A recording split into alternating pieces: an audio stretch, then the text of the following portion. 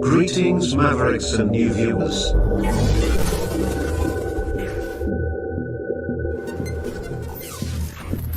Tonight, direct and live from the Maverick News Network World Studios. This is Maverick News with Rick Walker.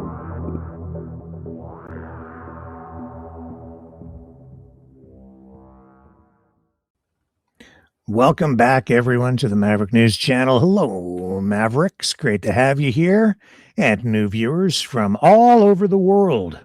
Welcome to our temporary Maverick News headquarters in an undisclosed bunker, secret location, which only privileged people get to know. Tonight, other kind of information that you'll be privileged to come by, because I think we're going to hear some stories tonight from a couple of local residents out in Edgewood, BC, who were victims of the big ostrich protest out there. They resulted in the cull of about 314 ostriches that were culled because of the bird flu. So, yeah, we're going to bring their story and other information forward tonight in part 3 of our ongoing series, which reviews what really happened out at that crazy ostrich farm and sheds, I think, light on the entire thing that gets us closer to the truth, gets us way beyond the spin and the narrative and the propaganda and the outright lies that I think the vast majority of the public has really bought into. So tonight, not just the other side of the story, but the other side of another side to the story, because there is more than one side. Because, as we often say here on Maverick News, more than one thing can be true at the same time. In fact, multiple things can be true at the same time. But whatever we do tonight, I hope that it does get us all closer to the truth. When we come back, Angie Clowry, guest journalist, and 2 local Edgewood, BC residents will join us.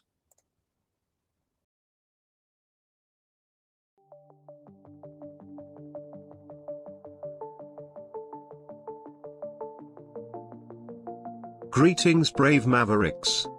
Our quest for truth continues. We go beyond fake news. Together we expose propaganda. Together we pull others out of rabbit holes. We are maverick thinkers. We are all unique individuals, defenders of individual rights and freedoms, credible, trusted, grounded in reality. Maverick News, Maverick News. Defending free speech, Donate at freedomreporters.com. Do it now. Tomorrow may be too late. Maverick News. The world is watching.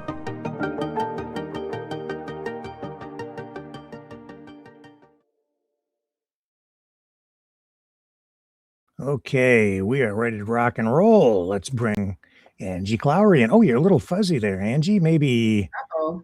I don't know, put your hand up to the camera and have it refocus, maybe. I don't know. Well, I'm sure it could be me. It could be my failing, aging eyes. But I don't think so. You're kind of blurred out. It'll correct here in a moment, I'm sure. In any event, we have your voice and you're live with us. And I have to thank you, because of the extensive work you have been doing over months now, looking into this ostrich farm story, bringing a lot of new information to light, and for sharing it with me and now our viewers as well. So it's great to have you here as a guest journalist. As you know, we've done some work on it here at Maverick News as well, and you've uncovered additional information. And I have to tell you that over the last 2 nights, it has, the interviews we have done have revealed new dots that need to be connected. It has given me new information and insight into all of this. As a result, I have been doing some additional digging, and those two interviews combined with what we're going to get tonight, I think is going to lead us to a place where tomorrow I'm going to be able to, with your help, reveal information that and kind of wrap it all up so that people can really understand what was driving this whole thing out of that crazy ostrich farm in Edgewood, BC. Are you still there? Yeah, there you are. Okay, I'm going to throw it to you for a comment. There's so much to comment on, and I think we should just acknowledge the fact last night was a shit show and did not take us where I didn't know where we were going to go. You know what? Hang on. It wasn't a shit show. You know why? Because I've learned something about this new form media, social media, these live streams. Nothing in journalism school, nothing in my prior mainstream media career as a journalist at CTV and in radio, print, nothing prepared me for what I have been going through here. And that's because it's a new medium. It's interactive. It's immediate, and it's also something that I've been experiencing in the fog of war, because we are in an information war right now. And so we're really in totally new territory. But the reason it wasn't a shit show is because even though our guest, he did frustrate me because it was very clear he was not forthcoming. He came here for an interview and then didn't really engage in an interview. He was here for an interview that didn't happen. It bothered me a lot overnight, and it became very clear to me that the interview wasn't about him. He was trying to make it about me, and he was trying to make it about our viewers, because he wanted access to the viewers, and he wanted to kind of direct things in a way that brought it here. He was essentially using the platform instead of allowing us to get closer to the truth by having him share his story. He really didn't share his story. But as a result of his interview, it did still provide me with information that I can connect to what we've had previous. And as a result of that, combined with what we have tonight, I'm going to be able to take this story and move it forward in a productive and constructive way for the public and for our Maverick viewers. So you're going to want to come back tomorrow night, because we're going to be connecting some new dots and give you new perspective. So it wasn't a shit show. It's, even when things go bad, there's always good that can come of it. And that's the silver lining in last night's weird interview. And if I can just add a little bit of salt to this wound for myself, I can say that this individual has now done a 180, and this individual believes that they have been duped. And I think we can talk a bit more about that tomorrow as well. We can talk about it more tomorrow. Yeah. Yeah. So duped. I mean, there's a word. We'll dig into that, but not so much right now, because we have, two important guests to come on right now, and they're going to share their story, a story that really has not been given adequate voice. That's what we're all about here. We talk to everybody, all sides of a story, not just the other side. We try to cover all the sides of a story. It can be 3, 5, who knows how many sides to a story. So we try to give it as, full perspective. And that's why our guests are here tonight, Mike and Kelly Soroka. Thanks for joining us on the program. Local residents from Edgewood, BC. Very close. Well, just tell us, how close do you live to that crazy ostrich?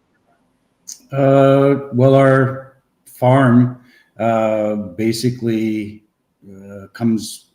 There's a small property in between our ranch and the ostrich farm. As a matter of fact, Dave's grandfather at one time owned our ranch. When you say And, Dave, we need to make sure Dave that Belinsky. we may have new viewers here, maybe are completely unfamiliar with any of this story. So we should always try to tee up our information in a way that helps them understand and follow along with us, right? So who is Dave? Dave Belinsky. I went to school with Dave's younger brother.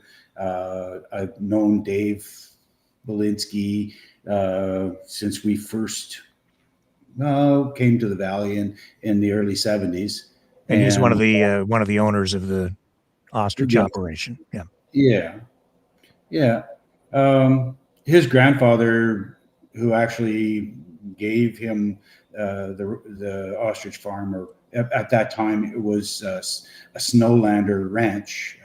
They had one time Charlie Flick had one of the finest herds of shorthorn cattle in all of Canada.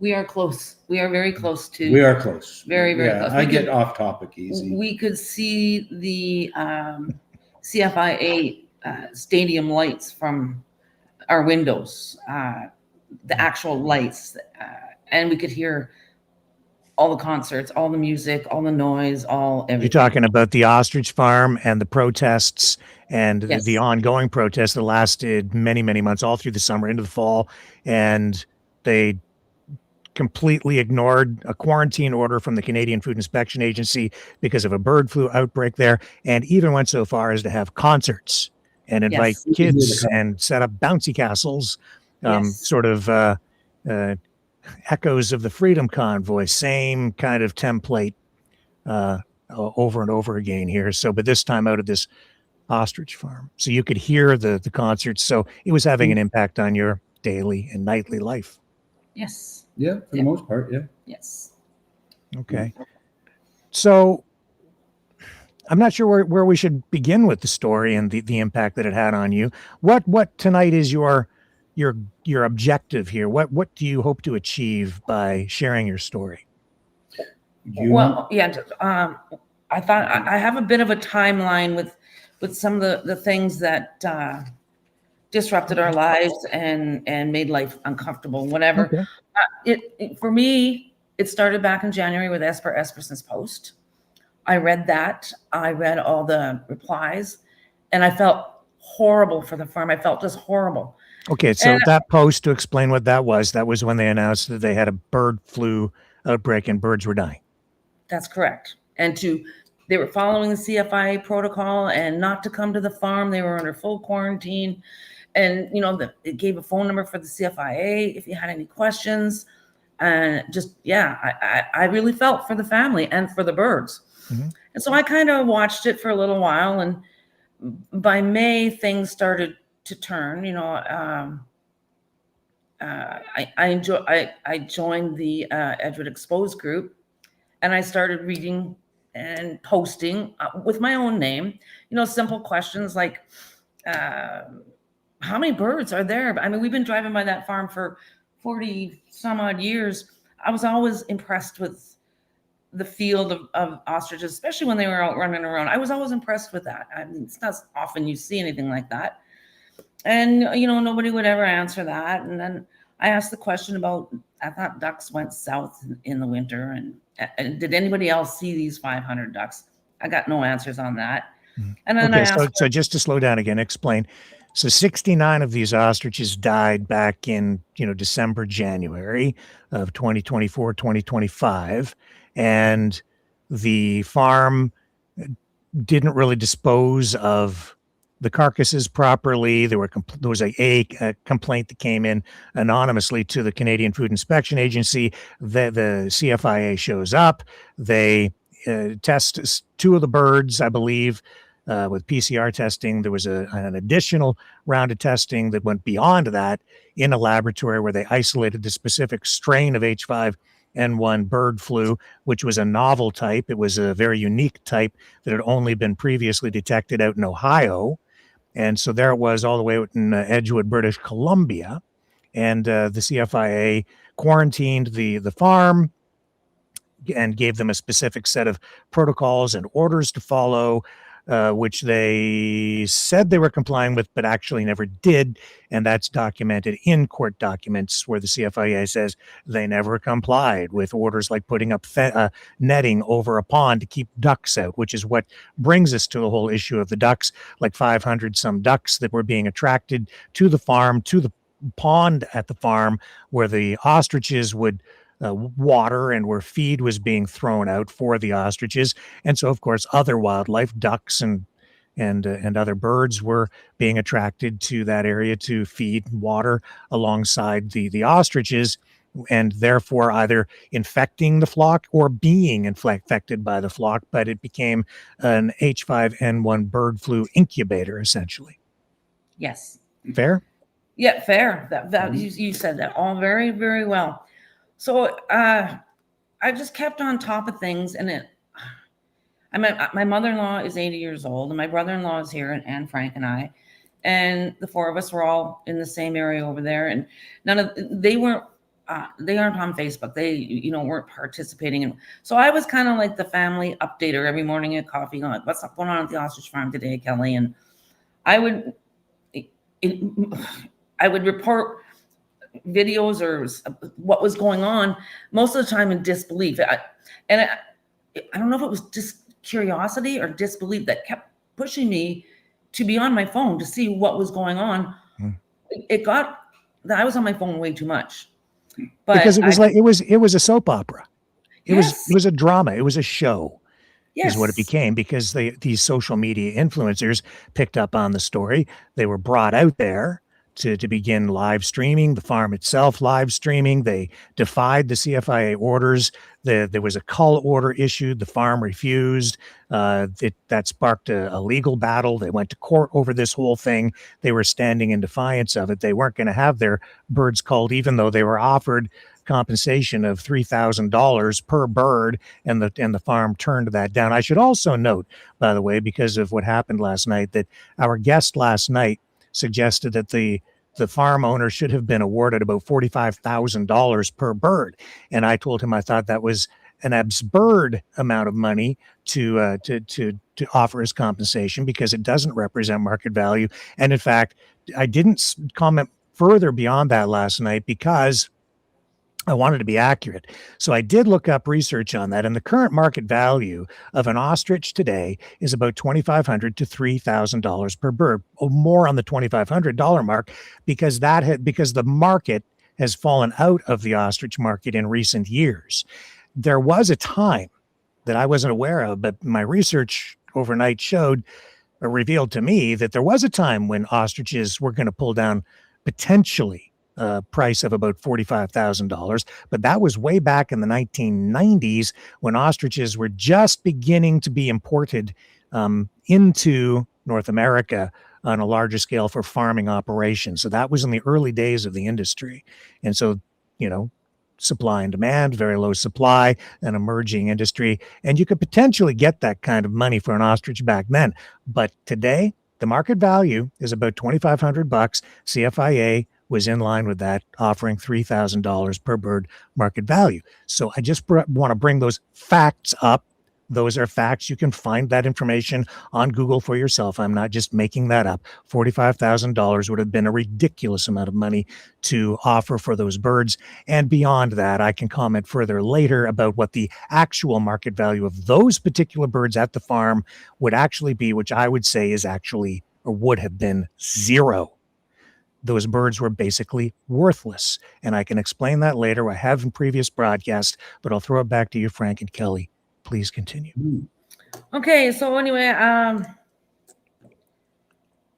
so the more I watched, the more upset I became, the less supportive of the farm owners. Like, I lost all respect for them. I couldn't listen to the videos. I would just go on and see what everybody commented about what they had said. Their voices were, I couldn't listen to them. None of them. Jeff, Jim, Katie, mostly. I just could not listen to their voices, repeating things over every day, almost like hypnotically. So, and I started watching your show right at the beginning with Dave Dixon. Yep, David Dixon. Yep. Yeah, and that just pretty much opened my eyes. Former completely. police officer who was also doing some investigating and shared information here on Maverick News too. Yeah, David Dixon. Yeah, those were very informative programs for me. But so technically, we have a farm on both sides of the highway, and my mother-in-law's out there on a quad, and these trucks go by with their flapping flags, and they inch you right over to the ditch. My dog, literally, I had 2 golden retrievers there in the back seat of my quad, side by side, and it they don't slow down. They drive so fast, and you can move over as far as you can, but they crowd you. I could stick my hand out and touch the side of that truck, but those flapping flags, my dog jumped out of and landed in an 8-foot ditch. I didn't even know he had jumped out. I turn around, look back. The ferry traffic is coming. People are stopping. This dog is limping across the road. I realized it was him, and thankfully he didn't get hurt. But I was very, very angry. I think originally the supporters that were at that farm were just misguided, trying to help, trying to do something good, something they believed in. But as time went on, the type of people changed. And that started to get frightening. I worry about my mother-in-law. She, like I said, she's 80. She's lived here 55 years. It's not that she's fragile or frail, but I worry about her, right? Mm-hmm. So I tried to keep her updated and Can I chime in here for a second? Sure. Okay. A little bit of background on our valley. This valley is everybody. We're a little old school in that as long as you're not bothering us, we mind our own business. We don't stick our nose in your business unless you affect us. And that's been the norm this whole time. And like Kelly said, at first, the protesters that came, you're going down to protest something you believe in. Good on you. You had the support in that you're doing what you feel is right. That was to be respected. Mm-hmm. But again, the quality of people, maybe that's not the right word, but the character of the people changed as time went on, and some of the falsehoods that started to come out. That's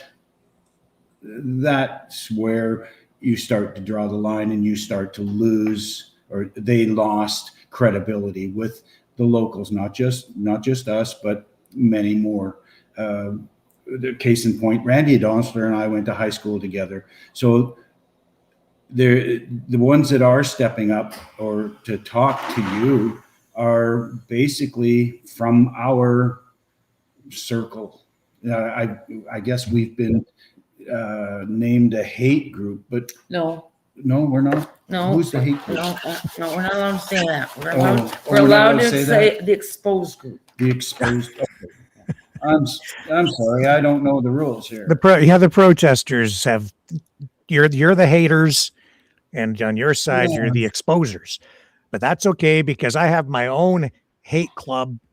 And they have their own dedicated channel right here. It's the Rick Walker Haters Club, and it's over on the Twitch channel. I could show you the comments, but it's okay. We're kindred spirits. We both have our haters club. So, anyway, I digress. When they started blocking the junction and blocking the road and sitting out there and monitoring the 2 points on the highway.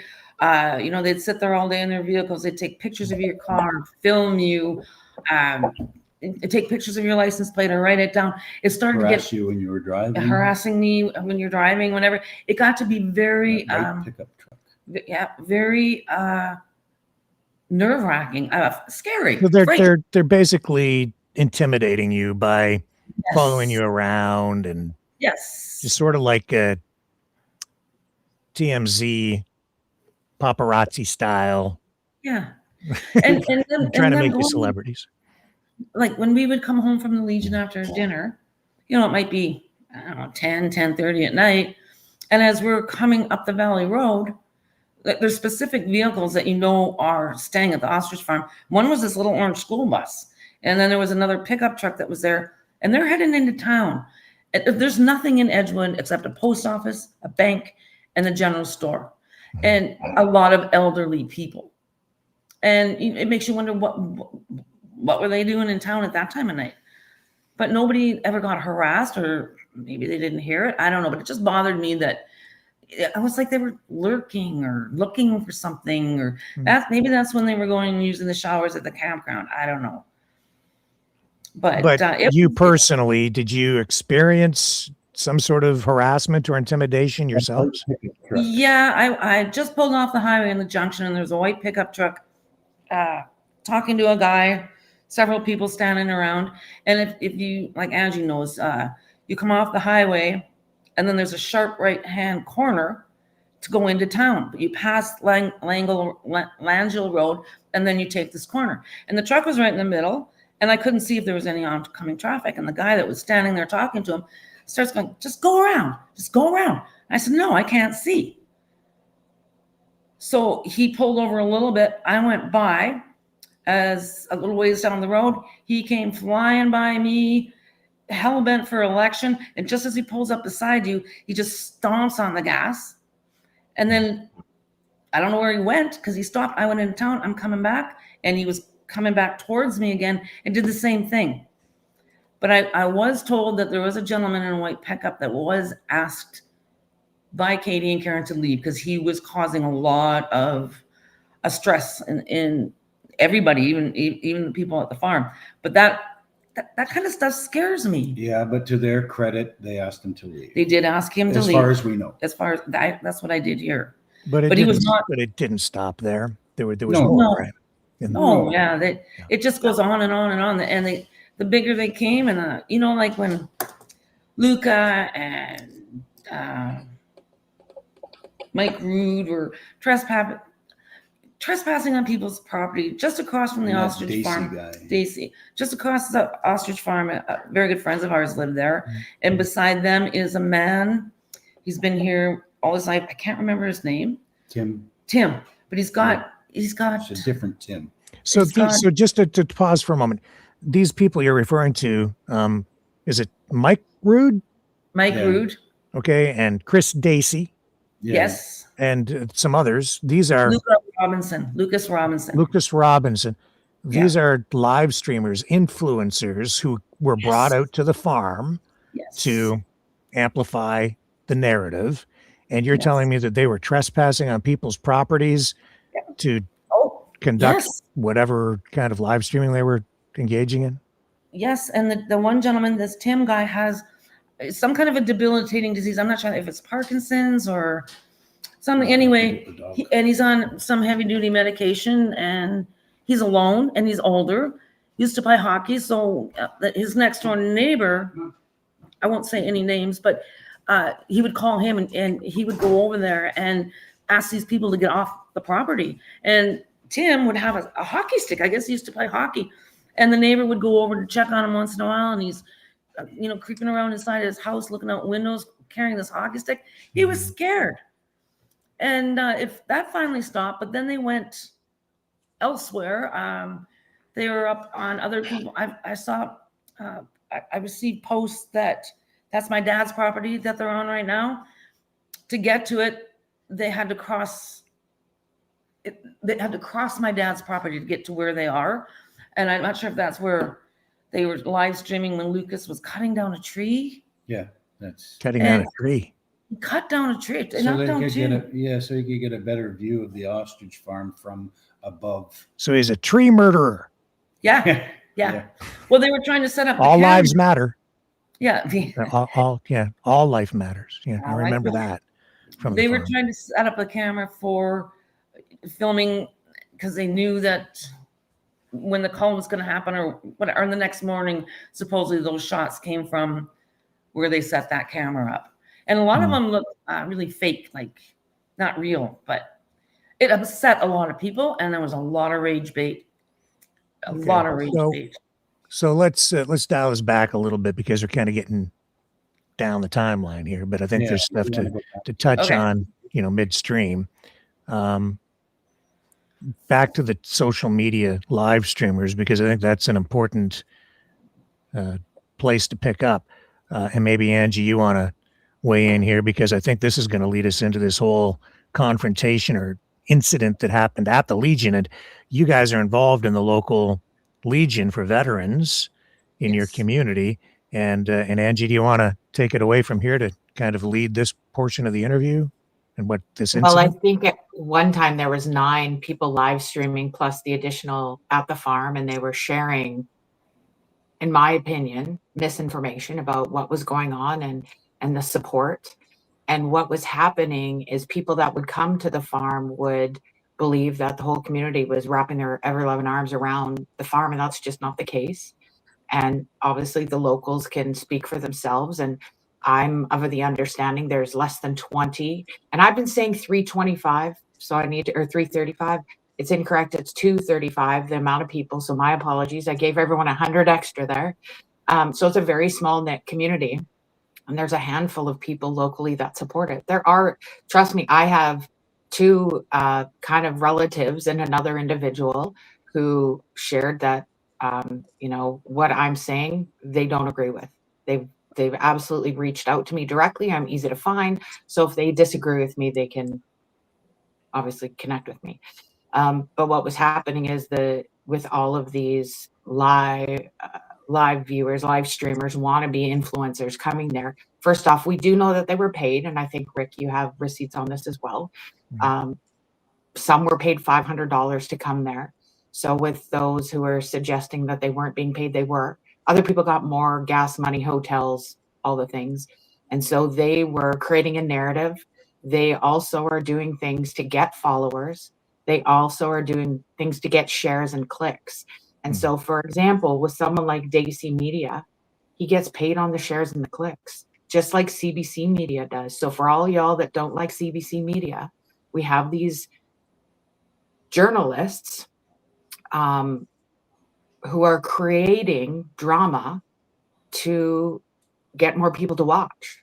And also they are connecting to a certain mega right, anti-government audience that are bringing in there's some really great people.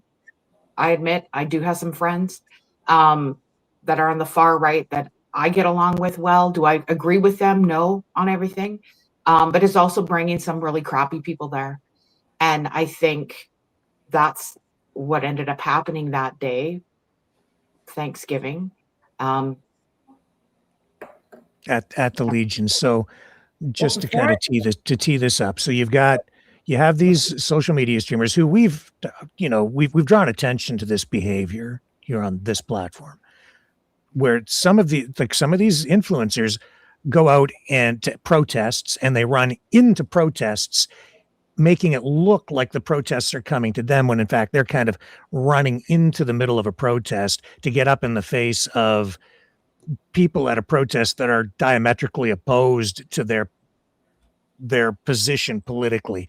It's creating confrontation, and then they portray themselves as the victim when it results in a confrontation or friction or a fight of some kind, and then they call on police to get involved, and they just escalate the whole thing. It's provocateur journalism. It's yellow journalism. It's not genuine. It's designed to create a problem, and then they portray themselves as a victim so that they get sympathy, clicks, and donations. And what these individuals have done, and you can go back and look at videos, is when there's a kerfuffle, they jump into it to make it look like they've been attacked. That's not the case. They're jumping into the crowd. They're jumping in to the scene and hoping to be arrested to cause a scene. And it took me a while to clue in, because this is something I think fairly new to Canada, maybe very new during the last 5 years, where you've got like a live streamer, not governed or trying to comply with Canadian Association of Journalists ethics guidelines or anything like that. No regulations, through the RDTNA or any of these journalists associations, or licensing or nothing, right? So it's a free for all. So they've learned that it's become protest TV online. So they just go to a protest, and you can't tell because you've only got one perspective on the camera. And when the parade of protesters is coming down the street, they start to shoot video of this, but they walk out into the middle of the street. You don't really think about it this way. And now suddenly all these protesters are coming straight at them, and they walk right into them. And because they're right-wing influencers, and they're, basically confronting on a live stream a bunch of left-wing protesters, it's instant friction and anger. And then this is where they're like literally blocking the road at a legal, lawful, peaceful protest. and they're being the instigator, they're being the provocateur, portraying sort of the opposite perspective because you can't see what's behind them. It took me quite a while to figure out what they were doing, but that's what they're doing. And isn't that kind of what went down at the Legion, according to what you've kind of conveyed in pre-information? You were first contact. Okay. I might have to skip back and forth just a little bit to start off. The RCMP liaison officers were invited to the Legion for our Saturday night Thanksgiving dinner by a Legion member on Thursday, and she gave him a couple of days to think about it. Lois phoned me on Saturday and said that 2 hours before we opened, told me they were coming. I didn't know anything about it. I said, that's fine. And that Lois was coming too. And I said, that's great. So unbeknownst to me, Mike Rood and Chris Stacy had been down at the Legion the day before on Friday. And the girls were cooking, prepping the turkeys and whatnot in the kitchen.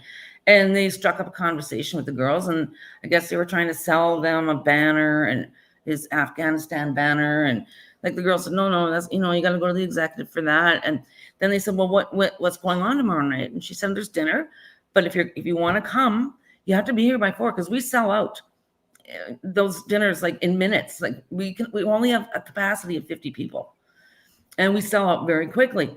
So I didn't know about that. So I went into the Legion. The liaison officers came in, and they said, Kelly, would you just let people know that we're here, and we'll introduce ourselves. I said, okay. So I let them know they were here for dinner only. And when they introduced themselves, they said, we're here for dinner. And if anybody has any concerns or worries or questions, feel free to come up to our table and we can have a chat. That was that, right? Okay, there's something you need to tell them as well, is the RCMP officers were in fact Legion members. One of them was, yeah. One of them. Yeah, one of the he was a Legion member, so he's welcome in a Legion, right? Sure. Well, anyway, can we just stop there for 1 sec? We just want to relay the fact. So when you're a Legion member and you go to another community, you usually give them a heads up and acknowledge the fact that you're in town, you want to be a guest, or you want to just let them know you're in town. That's normal protocol. When you're a Legion member, you go to another Legion, you actually sign into the Legion with your branch number. Okay, so there's always a book at the door of the Legion that guests have to be signed into, and members from other Legions have to sign in. Yeah. Okay. So anyway, they came.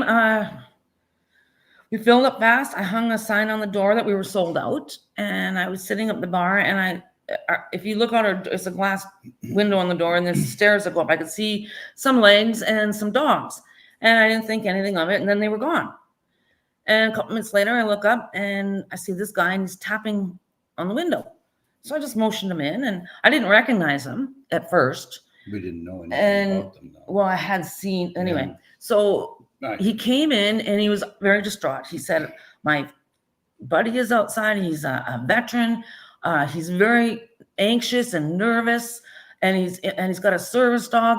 And he said, "Would you come out and talk to him?" And I said, "Sure. I don't have a problem with that." So I went up, and as soon as I rounded the corner and I saw Mike Rood, I knew that maybe I shouldn't be out there. But I made the best of it. I put a smile on my face, stuck out my hand, and Mike Rude just started yelling at me, swearing at me, angry. And he's pacing, and you won't let me in with my service dog. You won't let. And I said, I never said that. Your service dog is welcome in our Legion. No, you said he can't come in there, and I'm a veteran. And it was swearing. The language that he was using was just awful. And a couple of times I asked him to stop. And a couple of times I said, I came out here for a friendly conversation. Don't be yelling at me. And I'm very non-confrontational. So then when I start to tear up,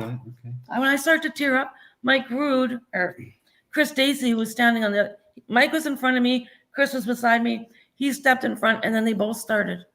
And I'm standing there, and these two men are yelling and swearing. I just put my hands up and said, I can't deal with this. And I went back inside. Frank was sitting up by the bar. I said, there's ostrich supporters in the parking lot. No. I said, there's two men, and you never said they were ostrich supporters. Okay. I stopped it.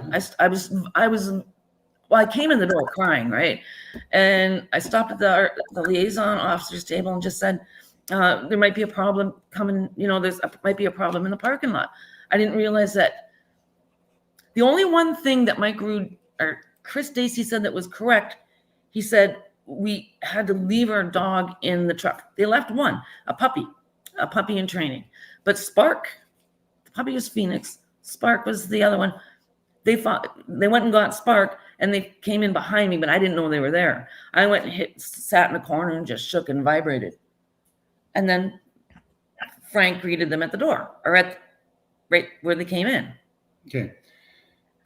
First of all, I want to point out the fact that I did 21 years in the Air Force. I retired a warrant officer, and there's lots of misconception because just because you're a veteran that you're allowed free access to a Legion. That is not the fact. You either are invited or you're a member, or just the fact that you serve does not give you free entry. Okay. Having said that, when a veteran meets another veteran, first thing you do is ask them where they served. Okay. So, and this basically is to open up conversation to find out whether you knew anybody I knew. It's just a way of, basically bonding. Because we didn't have any room for them inside, we sat up at the bar and started to have a conversation. The dog, Spark, was on the floor at their feet, the one that was supposedly denied entry. The girls coming out of the kitchen had to walk around the dog because they were serving dessert.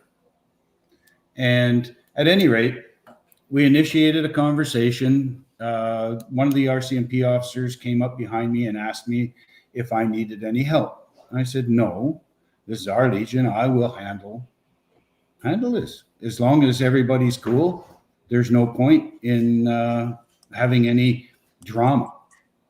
So shortly after that conversation with the RCMP. So if I can just pause for a moment. See, now you have Chris Dacey and Mike Rude, two social media influencers who have been out at the farm amplifying a pro-farm, anti-government narrative. And now they've come to the Legion, where you have a couple of the RCMP liaison officers who basically are there to keep people safe, but they're viewed by the anti-government protesters as being, an extension of the government. And they're therefore, you don't know why, what reason, but they're really not invited. They're not really supposed to be in the premises, but you're kind of allowing them. You're kind of like, okay, well, let them just they can come in. Okay, well, wait, give you a little is that right? background on how they got invited. Okay, wait a minute though. When we have a sold out sign up, we always, even members got turned away that night. But the thing is, find a spot up at the bar, have a drink, have a coffee, have a pop, and at the end of the girls all serving, there might be a little bit left. I offered them that, but they were also, I forgot to say that they knew that we opened at 4 and that we would sell out early. They never showed up till 5:30, knowing that there would be no dinner left. So, okay. Well, but the bottom line is, were they weren't really supposed to be there, but you allowed them in anyway? Is that basically it? No, they're welcome. They're welcome. Okay. They're welcome. So, there was no reason that we would turn them away. Okay. Both the RCMP officers, they were invited. But they didn't get dinner tickets. They couldn't get dinner tickets because they were sold out. They were sold out. Okay. But you're welcome to come in and have a drink and a conversation and enjoy a good time. There was no issue. You come on in, bring your service dog, no issue, even though they seem to be making an issue out of it, right? Well, he didn't know at first. He didn't know what had happened outside yet either. I didn't. I would, like. Okay.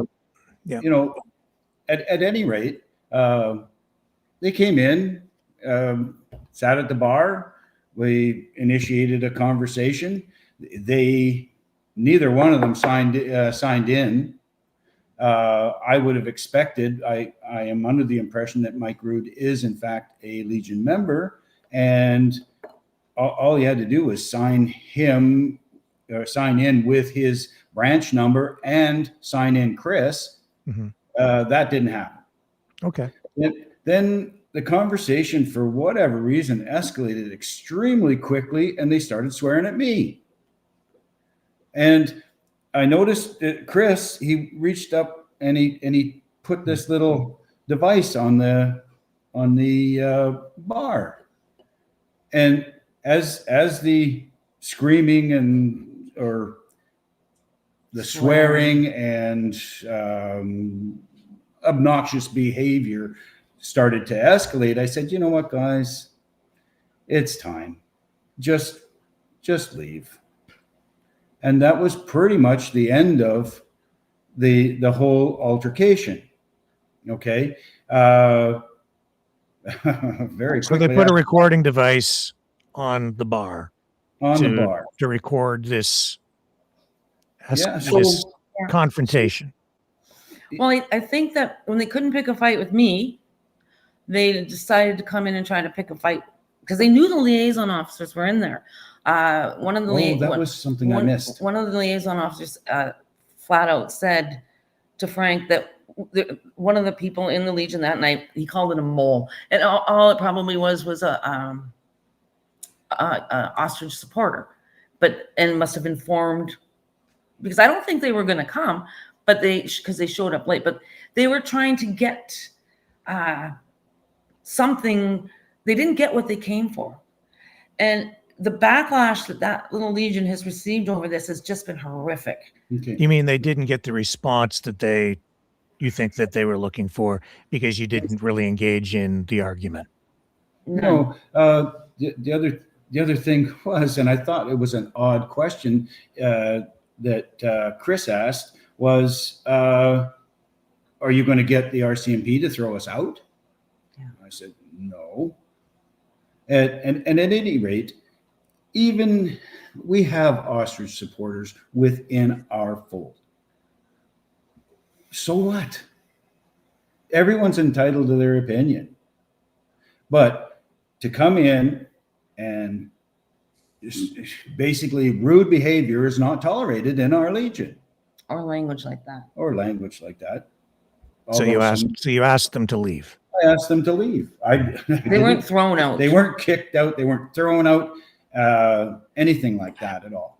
And then, some of the hate emails we've got and so did they leave? Yeah. Oh yeah. They left peacefully. But it wasn't an hour, maybe 2 hours on our phone at the Legion was ringing, and people yelling and screaming at us because Chris had already told part of his story to somebody, and then the emails started coming in the next. Well, the first email. When you say he's told a story, so did they live stream some of this? Is that what they were doing? No, they didn't. No. I'm a little confused. So they came not in. At the time. They went back to the farm and they live streamed in the lunch tent, and they told everyone what went on, and they said that they didn't respect a Legion member and they kicked them out. That is what they said on their live, and everyone was upset. So that kind of following went to other, and that hits to social media there. Other people shared the information, and it went out to the masses instantly. We're so small that our voice doesn't get heard. Like, to contradict anything they say, well, everyone believes them right off the bat because they don't even know what we're saying. Well, Right.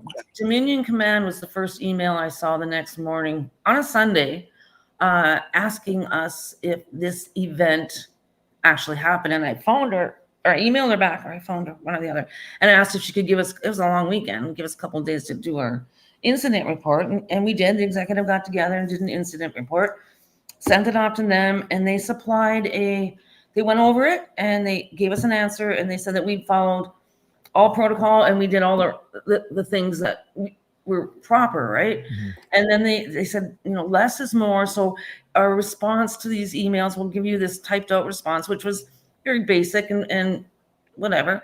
Just use that, and the less you say, the better it is, right? So I went back and I replied to these emails with Dominion Commands, and that just made it even worse.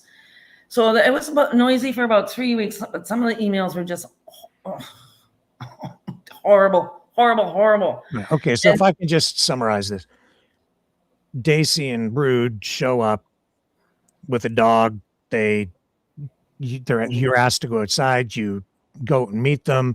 He, according to you, instantly becomes verbally abusive. They're swearing, saying that they're being denied entry, that they can't bring the service dog in. You said, no, that's not the case. You allow them to go in. Frank, you greet them at the door. Everything's basically, well, okay, whatever, you can come in. We're not going to deny you entry or anything. You just come in, sit down. They go up to the bar. They're sitting there. And for an unknown reason to you, the conversation begins to escalate. It turns into a confrontation of some kind, but you're not really engaging in this argument, which they are now recording with a device on the bar.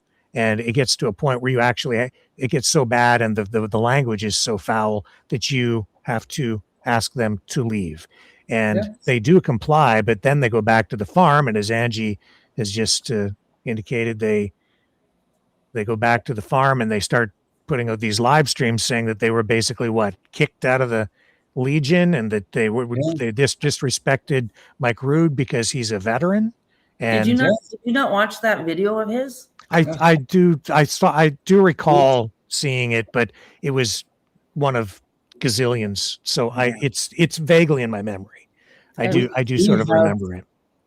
We have a member who has severe PTSD, and he has to do constant counseling just to keep him from going off the deep end. That has nothing to do with this. No, we have a lady who has a support dog that she carries with her all the time. We're not against having. Yeah, that's not the issue here, though. Like, it's not about the support dog. Frank, I'm just trying to keep this on track, right? Yeah. So it's about the behavior, and it's about the live stream, and it's about the yellow journalism. It's about the provocateur journalism, which it seems like maybe that's what was going on here. You're saying that they came in, basically they set this whole thing up because they started to instantly record it. They were looking for some sort of a confrontation in your view. And you're saying that they even seem to want the police to interview asking, well, aren't you going to have the cops come over and just throw us out then? And you were like, no, we're not going to do that. But now it's so bad. I'm going to have to ask you to leave, guys. And so they did. But their major point to that for both Daisy and Mike Rood is that they wouldn't allow the service dog in, and they wouldn't honor a veteran. That was the story. That's what they replayed. So that's bullshit, number one. And that's the story that got traction. And that's why so many people started emailing that angry mob, the Edgewood Legion. Right. So then we weren't allowed to defend ourselves. No, we weren't. But they left that device that he took out of his, they left it on the bar. They didn't take it with them. Because it's a wireless microphone. Probably, but they still, we gave them nothing. And what that live stream that he did, and the responses, I was just gobsmacked. I couldn't believe that he could make up a story like that when that's not even remotely what happened. Not even close. Okay. And he's demanding respect as a veteran, as an honorable person who served in the military. And he was brutally rude. And even his presentation after, there is a ton of us that watched the lives and all of this. Like there at the time, I think there was 300 of us at times watching, even more, up to well over 1,500 at some times. Do you guys so we know all why? have this information. Yeah. Did you know why they came after the Legion? Do you have any idea? The only thing I can think of is we're an easy target. We're accepting of. I know why. I know why. And it goes beyond the ostrich farm. What do you mean? What do I mean? I mean, I hate to even talk about it. Because some of these guys I've had a lot of respect for, and they are veterans. They came into your Legion to do this because they've got an axe to grind with legions in general, the Canadian legions in general, because this is a Veterans for Freedom thing.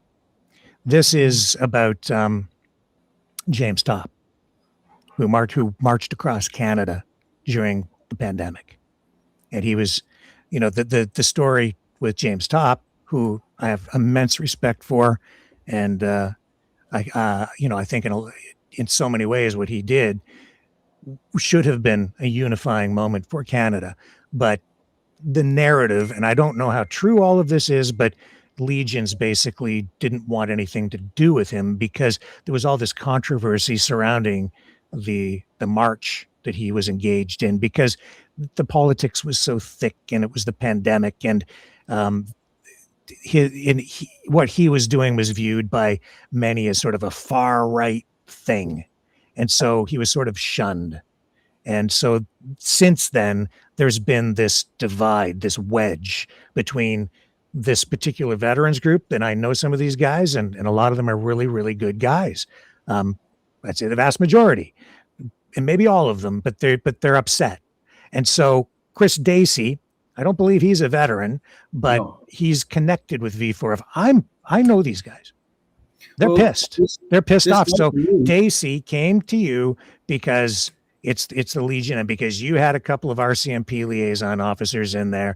And so you became, I think, in my view, kind of a target, because they say they won't support the Legions anymore. They really are upset with Legions, and this group of veterans, they want nothing to do with the Legions really anymore, and they won't buy poppies and they won't support it because they feel that they were politically silenced, or there was an attempt to cancel them, and they feel they were disrespected. So that's a lot of what was going on there that you're not aware of.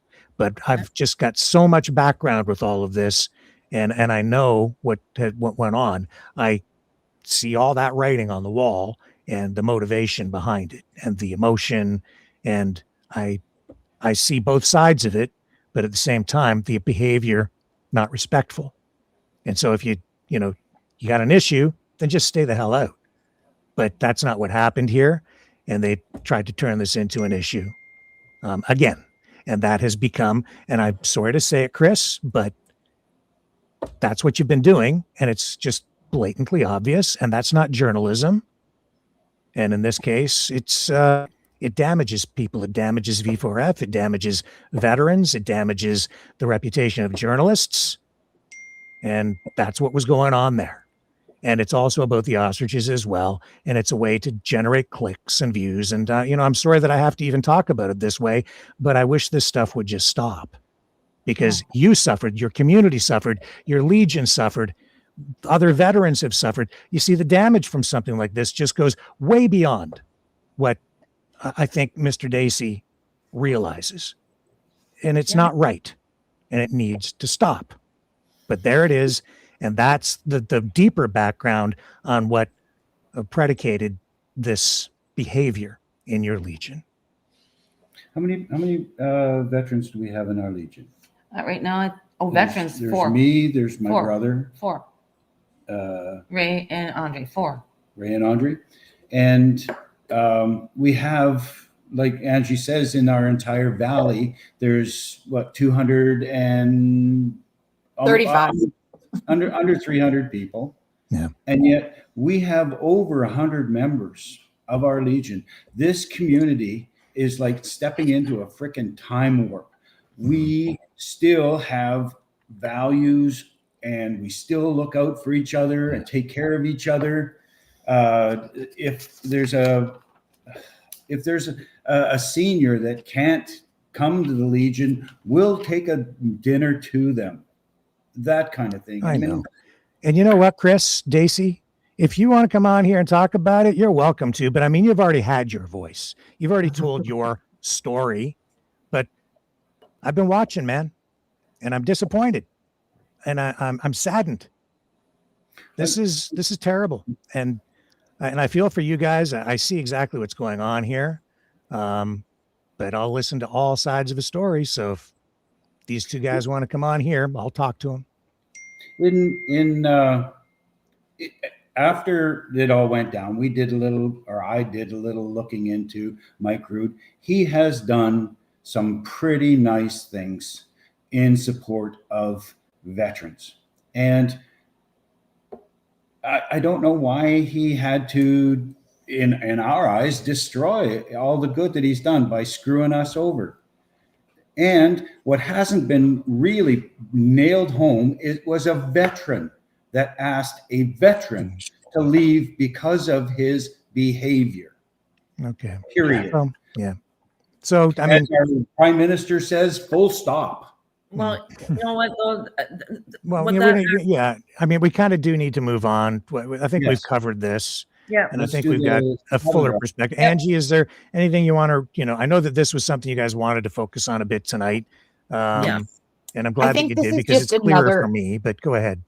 It's just another issue of the BS, and you call it provocateur journalism. Like, I don't even call it journalism. Mm-hmm. It's just getting attention, like a 3-year-old having a temper tantrum. That's really what it is. Mm-hmm. And that's what we could see from those of us watching the live. Yeah. And those of us who know the people in Edgewood, that's just not how, it's just not how they live. It's not what they're very neighborly. They have values of, 35 years ago for us. They still give each other eggs and sugar and whatever they need. If someone's ill, they help out. Right. And so what they've created is this even tighter knit community that is really scared of the gong show that's at the end of the road. And I think that it's concerning, because at one point there was 9 different men out there videoing themselves asking people for money. And that's the more creation, the more BS, the more anxiety, the more tension they create, the more people watch, the more people give them money. That is what it is at the end of the day. They were doing it for money, and it's disgusting. Mm-hmm. Yeah. And Rebel News did it too. We all watched when they leaned over the fence and screamed. And so I just think if all of those people are upset with how the CBC does points and clicks and all that, Rebel News and these wannabe influencers do the damn same thing. Okay, so if we move on, I'll tell you what, let's take a little break. Okay. And people can digest that over the next, minute or so while we run this, and then we'll come back and resume on the other side.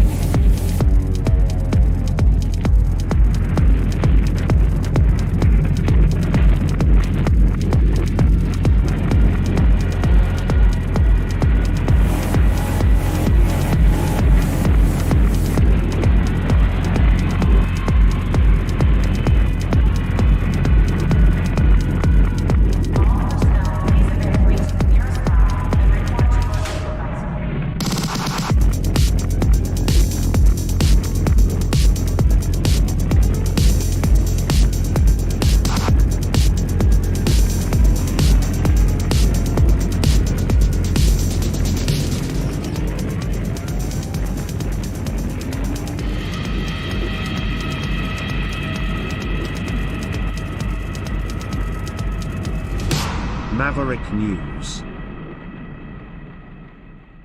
The world is watching. Okay, we're back. And you know, if there are people out there who want to attack me because of what I'm saying here today, I didn't do it. All right. And if you're in the business of live streaming and influencing, I would hope that you're doing it to help people and even protect people, not pick fights with people. But hey, you know, for those of you who just want to be on a team and attack me for saying that, you go right ahead, because the truth is the truth is the truth. Anyway, we lost Kelly. She'll be coming back there. Yeah, she had to go put another nail in her coffin. Oh, heavens. Are we back live? There we go. All right. So, okay, I'll throw it over to all three of you to kind of decide where we go next from here. I had two things that I needed to mention about Lois. Okay. Okay, this is the woman who was, we're told, doused in gasoline, punched in the face by someone police say was a supporter of the farm and a protester. Yes. Okay. On September 20th, 2 days before the RCMP and CFIA arrived, I was at home and she phoned me and she's quite upset. And she said, I had to walk home. My truck is on Langell Road. She'd gone down to feed some friends' dogs while they were away. And as she was coming back, a pickup truck blocked the road, wouldn't let her pass, wouldn't let her. And she asked nicely and he would not move. So she got out of her truck and she walked home and called me. She said, but I need my truck. I want my truck home. I don't want to leave it there. So I said, okay, I'll come down, but I'm not coming down there alone. And Frank and Walter were doing farm boy stuff, whatever it was at the time. So I phoned a friend and he got there before I did. And he had phoned Dave Belinsky and they met at the junction at the crossroad there. And they started, yelling at each other. I was standing there wondering what the heck to do, trying to stay way back out of the way. And I ended up walking over there because all the protesters that were standing around were watching this. And my friend was extremely angry. Like he was furiously angry. And I got a little scared. I got a lot scared. So I went in over and I just touched his arm and I said, let's go. This is over. And he started to move away, but Dave kept following and the beaking back and forth kept on and on and on. And I was watching this crowd watching these two, and I finally got him away. And by the time I went and got my Jeep, he had gone around and Dave had gone around the other side and they were at the fence again. And so I had to get in between them there. And then my friend went and got Lois's truck. The guy that was blocking the road said, I can't find my keys. And then it was, my truck won't start. He was making up all these excuses. But I mean, the harassment of Lois was enormous. I was down there many times and witnessed the people yelling at her over the fence and just horrible. They were just nasty to her. And then the morning that the CFIA came and she lives right next door to the farm, right? Right next door. Yeah, right there. We were building a house, so we were staying in our RV out here, and she had called me because the RCMP and everybody had showed up. Langell Road was completely blocked by the supporters. They had it cut right off. You could not get down there. She called me and said that she was okay, and they had a group of people, and they had a big fire out at the end of her driveway, and they were all standing around down there, and she said she was okay. 10-15 minutes later, my phone rings. I pick it up, and she's just screaming. Like she's hysterical. She's hysterical. They're lighting me on. They're lighting my house on fire, Kelly. They're pouring gas. Frank and I BS down the highway, and we were in touch with Randy and his brother-in-law. They were on the other side, coming in from the backside. We couldn't get to her, but we stopped where the RCMP were. And of course, they were so busy trying to set up and get their satellites, but they took the time to listen to Frank and got Lois's house pinpointed on their satellite, and my phone was sitting on the dash, and I had said to Randy, call me. When you get to her, call me. And my phone rang, and I said, that's the two guys that are coming in from the back way with Lois. He said, I want to talk to him. So I turned the phone on, and I told Randy the RCMP was standing there to go ahead. And the RCMP said to him, do you smell gasoline? And Randy said, it's all over. It's all over Lois. It's all around her house. Very, very strong. And the videos, okay, so I have video. So there is video that's been out there. I have a copy. So let's run this, and this will show people kind of what happened at the scene. This is just after the incident, and then there's a video of the video here. But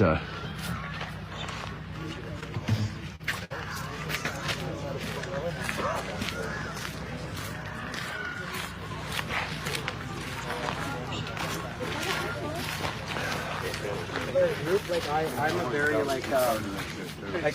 like a conservative board member. I'm a diplomat. That's like what I do. And what I see from that nonstop for the last several months is just disgusting with tweets that is just beyond, normalities, and it's just truly a crime. So this guy they originally kind of nabbed, but it turns out this was not the guy.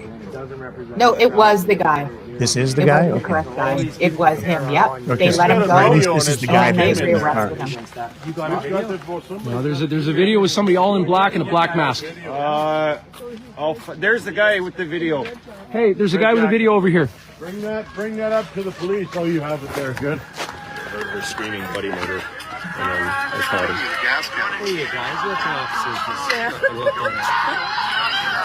She's got a major problem. This is Fingernails Hey, can you back it? Sorry, no. Yep, no problem. Just back it up a little bit, freeze frame it, and I'm going to take a picture of that. That's okay. I just don't know which one would be the best frame to.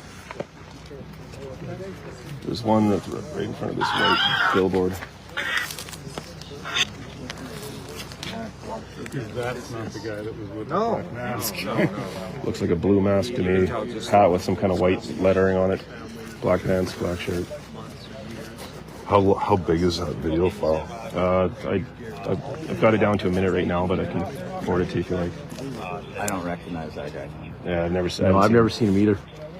Sir, we do not recognize. Yeah, no, hey, that's totally fine. I have not seen anybody that matches that description since I've been there. So yeah. You see the footage, guys? Do we have a place if this fell? Okay. But there was another video where they're filming it, and all the supporters are standing around singing hallelujah, glory, glory, hallelujah. That's disgusting. Those individuals who stood by and watched and filmed are the most disgusting, low-life human beings on this planet. That woman, she was that close to getting set on fire. So we could just talk about that for a minute.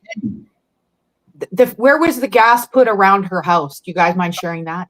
It was around the front part. On her porch. On her porch. She, on the front part, because it's a door she never ever goes out. She doesn't use that one. But I guess her cat, she thought her cat was out there. So she went to open the door just as he was reaching into his pocket. And the only saving grace, I mean, she got hurt and she's very rattled, was she bit him. She bit his arm, and that's how they identified that. And kicked him in the private parts as well. But she bit him. And after they let that guy go that you saw in that video, they re-arrested him once they found the bite marks on his arm. But I mean, okay. The comments coming immediately that morning were that it was the exposed group. It was a setup. When did Lois get paid to take that hit? It wasn't a support. They actually blamed two individuals locally for that. We won't mention their names here to honor them, but that's what they chose to do. And I think we can touch on the fact that there's no love lost between the farm and Lois. None. And what's been happening, and we will hear it from other people, it was a party, sometimes 24 hours a day, 7 days a week there with all of these yahoos there. There's music all the time. There's lights all the time. There's a fire at the driveway. And I think we need to talk about that, about how there is a fire in the middle of the frickin' road. So anyone that's going to Lois's, it's a challenge to get to her house. So now you've damn near cut off a woman's like road to get to her house. You put a fire in the middle of it for your security. And how disrespectful is that? And then the story I tell, they all coached all of those people to not like Lois, to ignore her, to hate on her. And this is how it escalated. I'm not saying the farm is directly responsible for it, but they sure encourage people not to like her. How do you get support when you do that to one of us? How do you expect us to support you? It just boggles my mind. Anyway. Yeah. And so these allegations haven't been proven in court yet, but it is in court. I think Angie, you said that the man accused has made a court appearance, I think yesterday, right?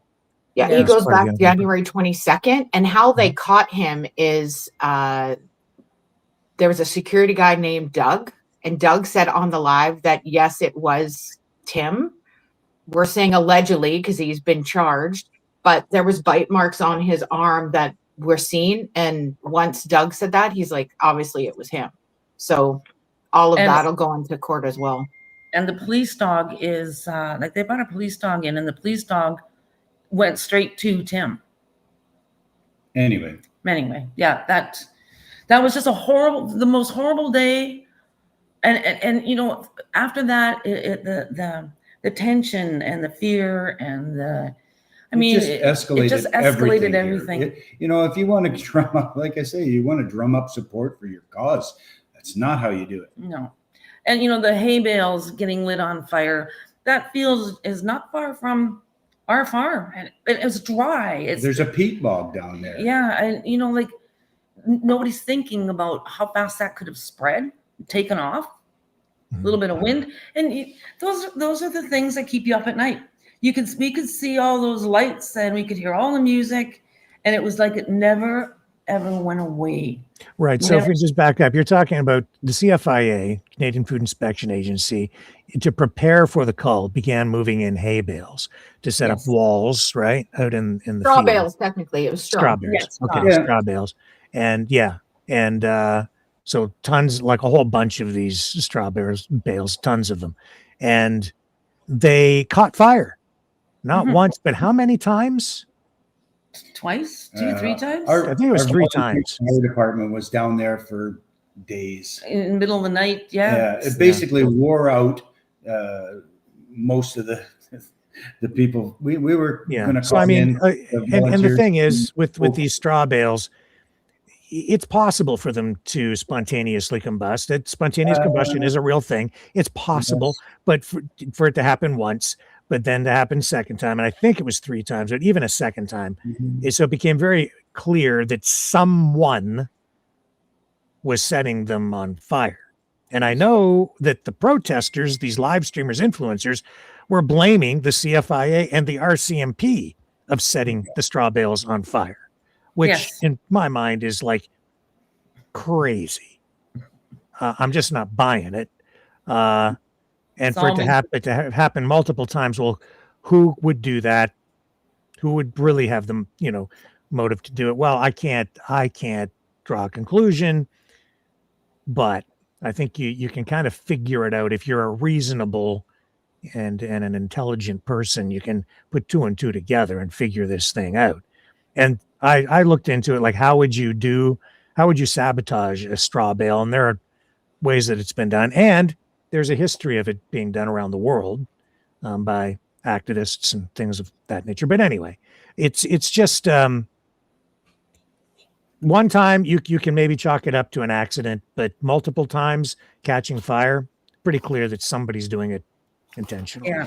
It's arson.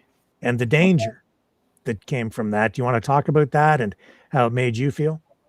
Well, if that fire had persisted and got into the peat in the ground, it would have gone up the valley into our farm. And, like we've got a couple of fields down right beside that ostrich farm. And to put out a peat fire, you have no idea where it's going to pop up, when it's going to pop up. It could burn for years.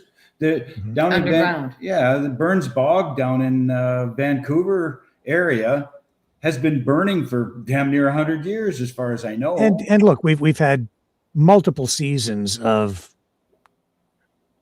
massive wildfires, and all around the farm you have trees, woods, just as far as the eye can. Like, you're in the middle of nowhere there, really, and you're surrounded by trees.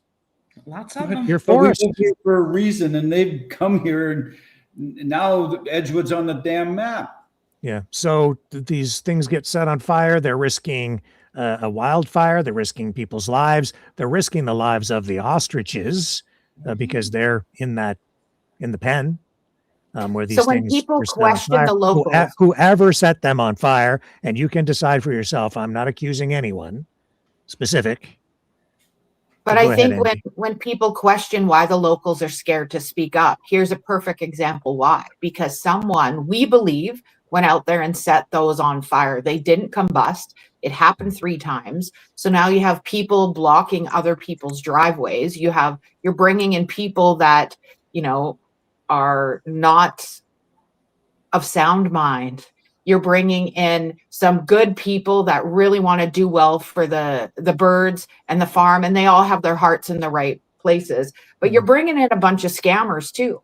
And I hold account to all of the grifters that were standing there asking for money to keep this production going. There was 1 out of 10 men that did not ask for money that were live viewing and updating things. And if I may, this whole, their hearts are in the right place. But you mentioned something important, Angie, and that's the mental illness. That's something also that our guest last night, Dave, he mentioned, the donor. And the reason he said he won't donate was because he saw the mental illness that was out there, and the stress, and he wanted people fed to keep them calm because of the mental distress that he was seeing. The truth of the matter is, this was something of an information warfare campaign. It was something of a psyop, because they were tapping into, through these live streams and the narrative that they were spinning up, where they were trying to turn these ostriches in people's minds, where they did turn these ostriches in people's minds into humanized, personified characters with names, where people could then feel for them on a human level. They were messing with people on an emotional level, using the most powerful, manipulative, influential media tool ever created by mankind, social media. More powerful than television or cinema or any other kind of advertising, marketing medium ever created. They were using social media to appeal to people on an emotional level. And so, we keep saying and hearing that their hearts were in the right place. No, I don't think so. I think that this is me editorializing, people's hearts were in an emotional place, and they were thinking with their hearts, and because they have been largely manipulated, influenced to view these birds, this livestock, as something more, as something on par with human beings, because they were using phrases like, these birds are going to be murdered. They're violating these birds' rights. They're giving them names like Sarah. And see, animals, even though you have animal rights groups, animals don't have rights. People have rights. And we limit people's rights to protect animals. So you don't have the right to abuse an animal, but the animal itself doesn't have rights. But I can get into the legal nuance of it. The point is, people weren't thinking straight, and they're still not thinking straight, because they're not viewing this through a rational lens.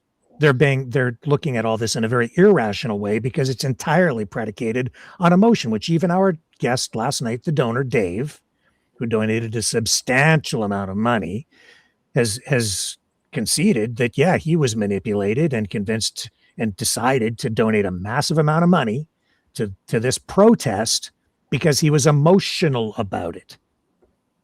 Everybody about the birds, not about the science. It's not about the science. It's not about the law. It's not about anything other than that for these people. It's just this was why it was such an effective information warfare psyop, because it came down to this. All they want to do all they're still doing is appealing to people with this simple message: save the ostriches, save the birds. We got to just save the birds. No matter what, you just got to save the birds. We have to save Spirit, the ostrich. We have to save Sarah, the ostrich. You see, because their rights are being violated. They're going to murder these birds. This is a murder pen. They didn't murder the birds. They culled the birds because they're livestock. This is what was going on. And so hearts in the right place? No, the hearts were in the wrong place. They were in people's brains exclusively, to the point where people couldn't think rationally and keep their emotional crap together. They were losing it. And that's where the mental illness comes in. And a lot of these folks out there, they've been abused over years now. And I've been witnessing it. I talk about it all the time. These political activists are weaponizing mental illness through social media. And that's what was going on out there. That's why people are so engaged, Kelly. That's why you couldn't put your phone down, because you become emotionally engaged in this stuff and you can't let it go. It's the video you can't stop watching. It's the most dramatic, most emotionally riveting soap opera in the history of mankind. That's what you were subjected to. Brainwashing, essentially. And the thing is, Kelly lives there. So it's next door. Whereas all of these other people are engaged, all of these other people from right across the country. Like, I have people right now messaging me from Nova Scotia, New Brunswick, and Newfoundland that are currently watching this and sharing details. And like, they're all engaged. They've watched all of the lives. We've had these watch parties and criticized some of the lives, and ourselves for that matter. And I always tell the story, there was 1,000 of us watching when that bin was going down the road.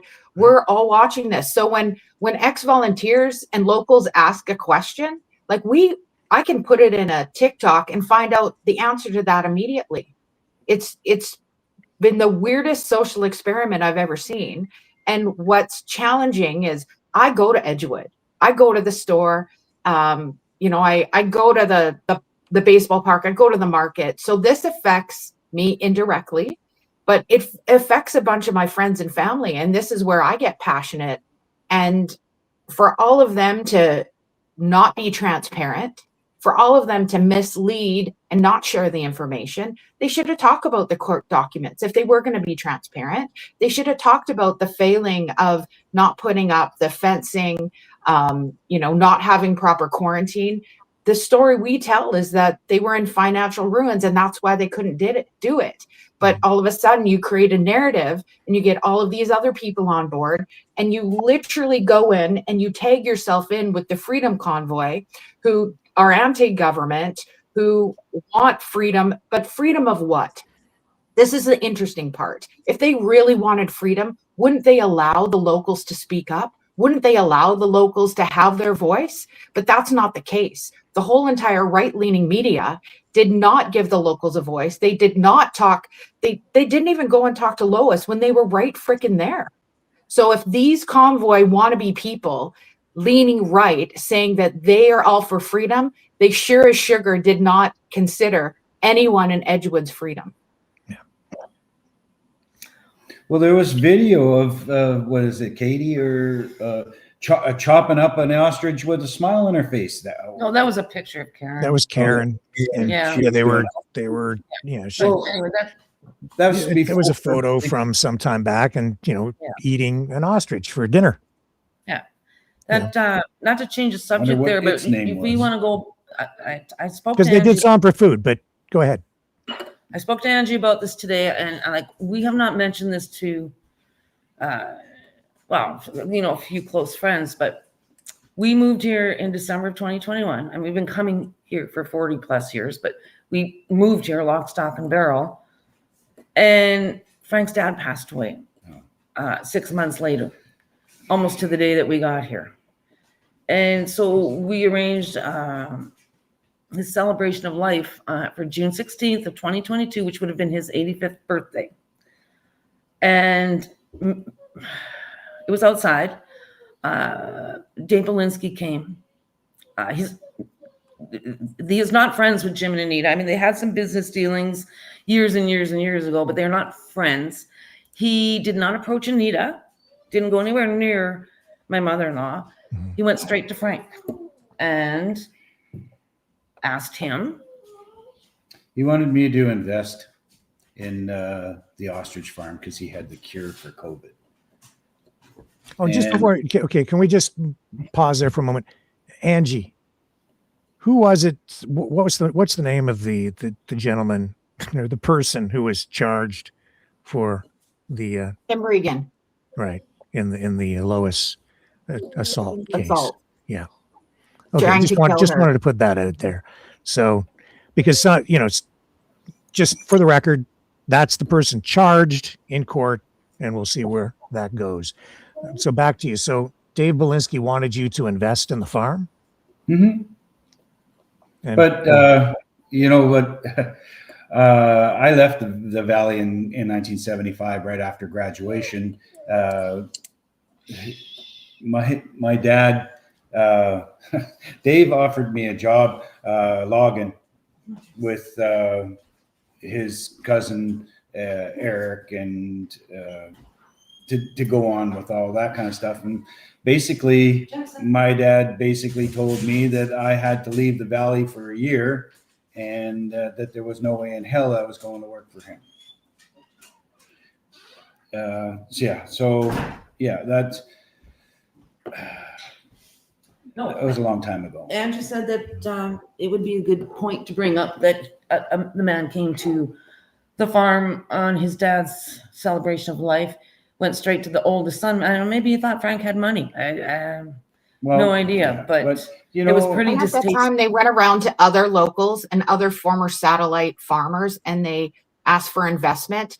And then at other times, allegedly, they went and said, "Can someone give us some money because we can't feed the birds?" So that's been happening on and off, is my understanding, for the past 10 to 15 years, especially over the past 5 years, because there has not been an income for about 15 years because the slaughtering of the birds has just not taken place because there's no market for it. Well, then when the fires were in 2021 and Edgewood they were evicted, or not evicted. They were evacuated. They were on evacuated. Evacuated. Jim and Anita came. We were in Grand Forks at the time, and Jim and Anita came there. And I mean, at that time, they set up the GoFundMe because they said, people were bringing their animals there, and they needed to feed animals for people that were getting out that couldn't take their animals. None of that was true. Absolutely none of that was true. Nobody took their animals there. And no one would give them their house plant to look after, let alone a cow. So they went, I know that they were on television talking about taking in animals from the area. Because I've seen the clip that's still out online, but you're saying that in reality, no other farmers took their animals to their the Universal Ostrich Farm. No. Most farmers didn't evacuate. If you had animals, you stayed. Jim and Anita had to go because Jim had COPD and it was very, very smoky, but Walter stayed back. But people don't just leave your 500 or 600 cows or chickens or pigs and run. And they would not take them to, they wouldn't have taken them to there's no fencing, there's no barns, there's whatever, no fencing, no barns, no nothing. But they were go funding for feed, and I know Jim was pretty angry. So they were asking for donations to feed animals, but in reality, they didn't have any additional animals there from the locals at all. but they were still asking right. for donations And and saying they were doing this. And Angie, I There was think you've two- got a personal story with regard to this too, right? Funny enough, I do. So Yeah. there was two, I'm just going to add this. There was 2 GoFundMe's done in 2021. And why do I know this? Because if you guys remember, I hosted the 2011 fire evacuee Facebook group that was just for the locals that were staying there or those that chose to leave. So rather than having everything on the main Edgewood page, I'm the one who created that. I'm the one who owned that. So I was coming to get my trailer. I still have it. There's a couple of times I've almost brought it up just to battle some things online. But so what happened at that time, I was coming to pick up my trailer. I asked if anyone needed anything. I was permitted to go and pick it up. And I got asked if I would bring some bird feed to the farm. I said, sure, no problem. I'll have my dad's truck. And then I got told, we'll pay you when you get here. Mm-hmm. And I'm like, you'll pay me when I get there. And so I phoned a friend who lives in Edgewood and said, hey, they told me to pick up the feed and they'll pay me when I get there. And they said they have no credit anywhere, Angie. And so I wasn't going to do it anyways, but I just left it at that. And so out of the 2 GoFundMe's that were raised, $8,000 was raised in one. And if you go and you look at Castanet, Michaud Fire from 2021, and I believe it's August, I want to say 17th or something like that. There's 2 GoFundMe's in that news report on Castanet. One is $1,800 was raised from a gal in West Kelowna. They tried to organize and get a helicopter to drop off feed. It ended up the road, because the roads were closed. There was 3 fires at the time. It was a challenge to get through. There was also another fire in Cherryville. So they were trying to find if they could helicopter food in. They didn't need to. They drove it in. But with the $8,000 GoFundMe, for some reason, it's not live anymore. I've hosted a number of GoFundMe's. All of mine are still live, like they're still there. And I wonder why that is, that you can't click on that link. Is it because the locals complained that no one's giving their money, their food, or anything to them, and they shouldn't be doing a GoFundMe? So that started in 2021. So for any of us that know that they have been collecting, this is a history of collecting money for stuff that doesn't exist, right? Yeah. I think we should get on to the cattle drive. Okay. Well, that was just these were not drives. We're switching gears to another story now. Well, yeah, I think it. Okay. Yeah. All right. So let's take another break, and after we come back, we'll dig into the next chapter in the ongoing ostrich saga.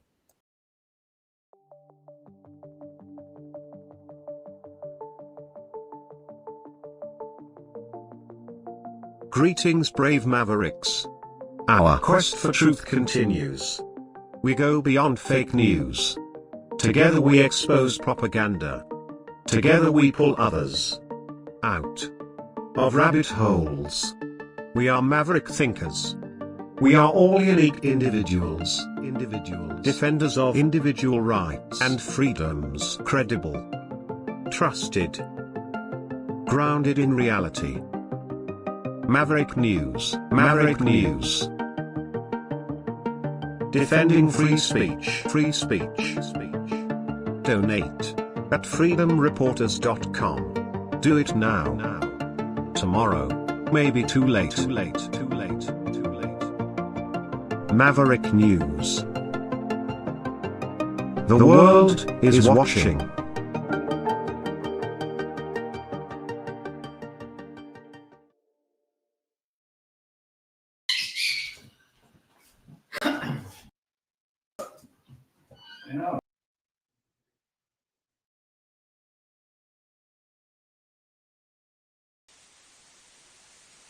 You know, someone very profoundly once said many years ago that if fascism ever comes to America, it'll come in the name of liberalism.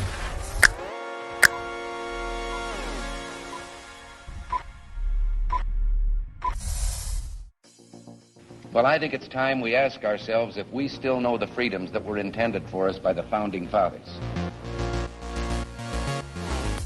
If we lose freedom here, there's no place to escape to. This is the last stand on Earth. The entire world is watching. Every dictator, every crazy dictator in the world is watching.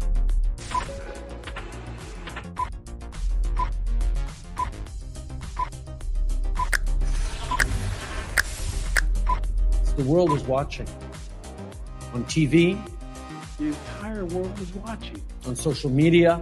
But the entire world is watching, and yes, they are seeing what we have apparently bravely been willing to say that others are thinking.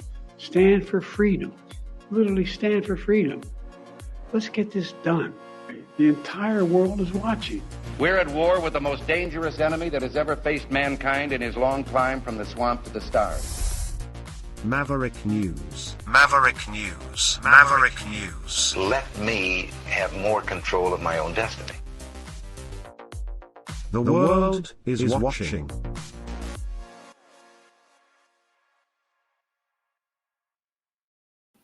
We're back and we're live. Okay, you want to? Well, we had neighbors. Our cattle all come down from the range, but we are west of the farm, the ostrich farm, so they just go in, and it wasn't a problem. But our neighbors' cattle came down. They had the range up from us, and the guy that they had looking after it was out fishing, and the other guy that was there, stopped at our place, and I asked him if he wanted help. So Frank and Walter and I went to help him, and we had two groups, one small one, and Frank had a bigger one behind us, and Walter and I got, just as we rounded the corner, and Give or take around 60. that the corner of that highway was plugged with cars and people all summer long, all September, October. There was just always plugged up with people. And these cows are very, very skittish. They're not used to quads or people. They're horseback, right? Anyway, they round the corner. They saw these people. The first group just took off across the field, straight across the ostrich field, and disappeared into Never Land. But that was because of the protesters on the highway, right, that spooked them into the field. Into the field. But at least they went that way and not back onto the highway. Who's that guy with the? Jim Kerr was out there filming it. And there's wild cows and yeah. So Walter and I went ahead because we knew Frank was coming with a bigger group, and just get these people out of here, to get them out of here. And it was just chaos. They didn't want to move. They wanted to film it. It's like, you're going to have to move. These city people really, they don't belong or didn't belong there at that time because they're just plain stupid. Okay. Well, Jesus. You city slickers. Yeah. I agree. I've said it. I agree. There, leave us alone. Let us work. Yeah. This is our livelihood that you're interfering with, morons. So we get them. They get moving, and the highway's cleared, and we get to the junction, and of course they're all whack of them there. We get the cows in the junction, just about to round this corner, and supporters come from the other direction, and they start honking their horns. Because there's cows on the road. They're honking their horns. Yeah. They bolted up the mountain, headed back towards the highway that would have taken them to the ferry. And I went back up. Frank and Walt and the other guy were in the bushes, and it was quite steep. And I'm up there, and the cows are all on this rock bluff, and there's babies and very heavy cows. They weren't babies; they were calves. Calves, baby cows. Yeah, they were up there, and it's not safe up there where they were, but they managed to get them turned around. And when I went back down, the police officer stopped me, and he said, "Do you want me to stop all traffic both ways for a little while?" I said, "You wouldn't mind doing that?" And we managed to get them past, but it was chaos. And one of the protesters, we told her to get out of the way, and then she says, "Oh, he verbally assaulted me." Well, you shouldn't be in the middle of the damn road honking your horn when we're trying to push cows. It was just a chaotic, you call it the crazy ostrich farm. I call it Edgewood chaos. It was chaos for months and months and months, every day. So here to support farmers. Yeah. I think that's really what the story is here for you guys, right? It was just disruptive to your everyday life. Tell me about just the impact that it had on you emotionally over time, the constant parties that you're telling us about. And I wasn't there. I'm just witnessing this stuff online, like millions of other people. So give us your personal account. How did this, just give us the overall aerial view, broad picture. What impact has this had on your life, and convey that to the people so they can understand? Well, for me, it was one, basically discrediting our Legion, disrespecting the people that live here, trying to set one of our own on fire, disrupting our lives as far as moving animals and regular everyday work. You know what? I'm damn near 70 years old myself, and running up a mountain side to turn cows around. Come on, you know, if they hadn't been there, it would have been a smooth transition. It would have been straight down to the other pasture. Not a big deal. But with all these crazies driving up and down the road, yelling wild cows, how it affects your life. Well, it pissed me off. Yeah. So, I mean, it was disruptive that they turned it into a media circus, into a circus in general, and it upended your entire community, is what you're telling us. Pretty much. That's yes. Yep. For me, it was a very emotional roller coaster ride, up and down, and disbelief and fear and whatnot. And I never wanted to see anything happen to those ostriches. I didn't. You know, I felt for them. And the night of the call, I was out here by myself, and I listened to every one of those gunshots, and the tears were rolling down my face. It didn't last 5 hours, I'm pretty sure. And there were, I heard Randy say it the other night too, that he didn't hear any gunshots in the morning, and neither did I. But that was tough. That was knowing what was happening at that point. That was hard. And I, I thought, okay, maybe it had to happen. It had to happen. And now this is over. But it's not over. And that's what's so hard. I just want to be left alone. It's not over. They just need to go home. All those people, two people died up there. They died. Two dead people. Don't they care about anybody? Like all those people. Explain. I was sort of speaking over you, but you're referring to the two people who died? Yes, sorry. That's okay. Do you want to talk about that? Well, it was so callous. It was just, to me, it was very cold and callous. And I mean, nobody died here today, Katie said. And then she starts to laugh and says, oh, yeah, I forgot about Tom. Well, these people are sleeping in their cars. It's cold. Some of them are sleeping in tents. Like, there's no compassion. There's nothing. I'm a very emotional person to start with.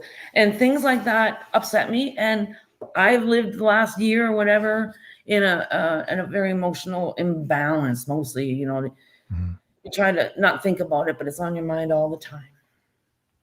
Yeah. And the people who died, I think one person died because there was some sort of an abscess that ruptured in their mouth, and it resulted in complications and a heart attack or something like that. I mean, not getting the details. Sure. What's that? That's what the farm has said. Yes. Yeah. And I'm not sure.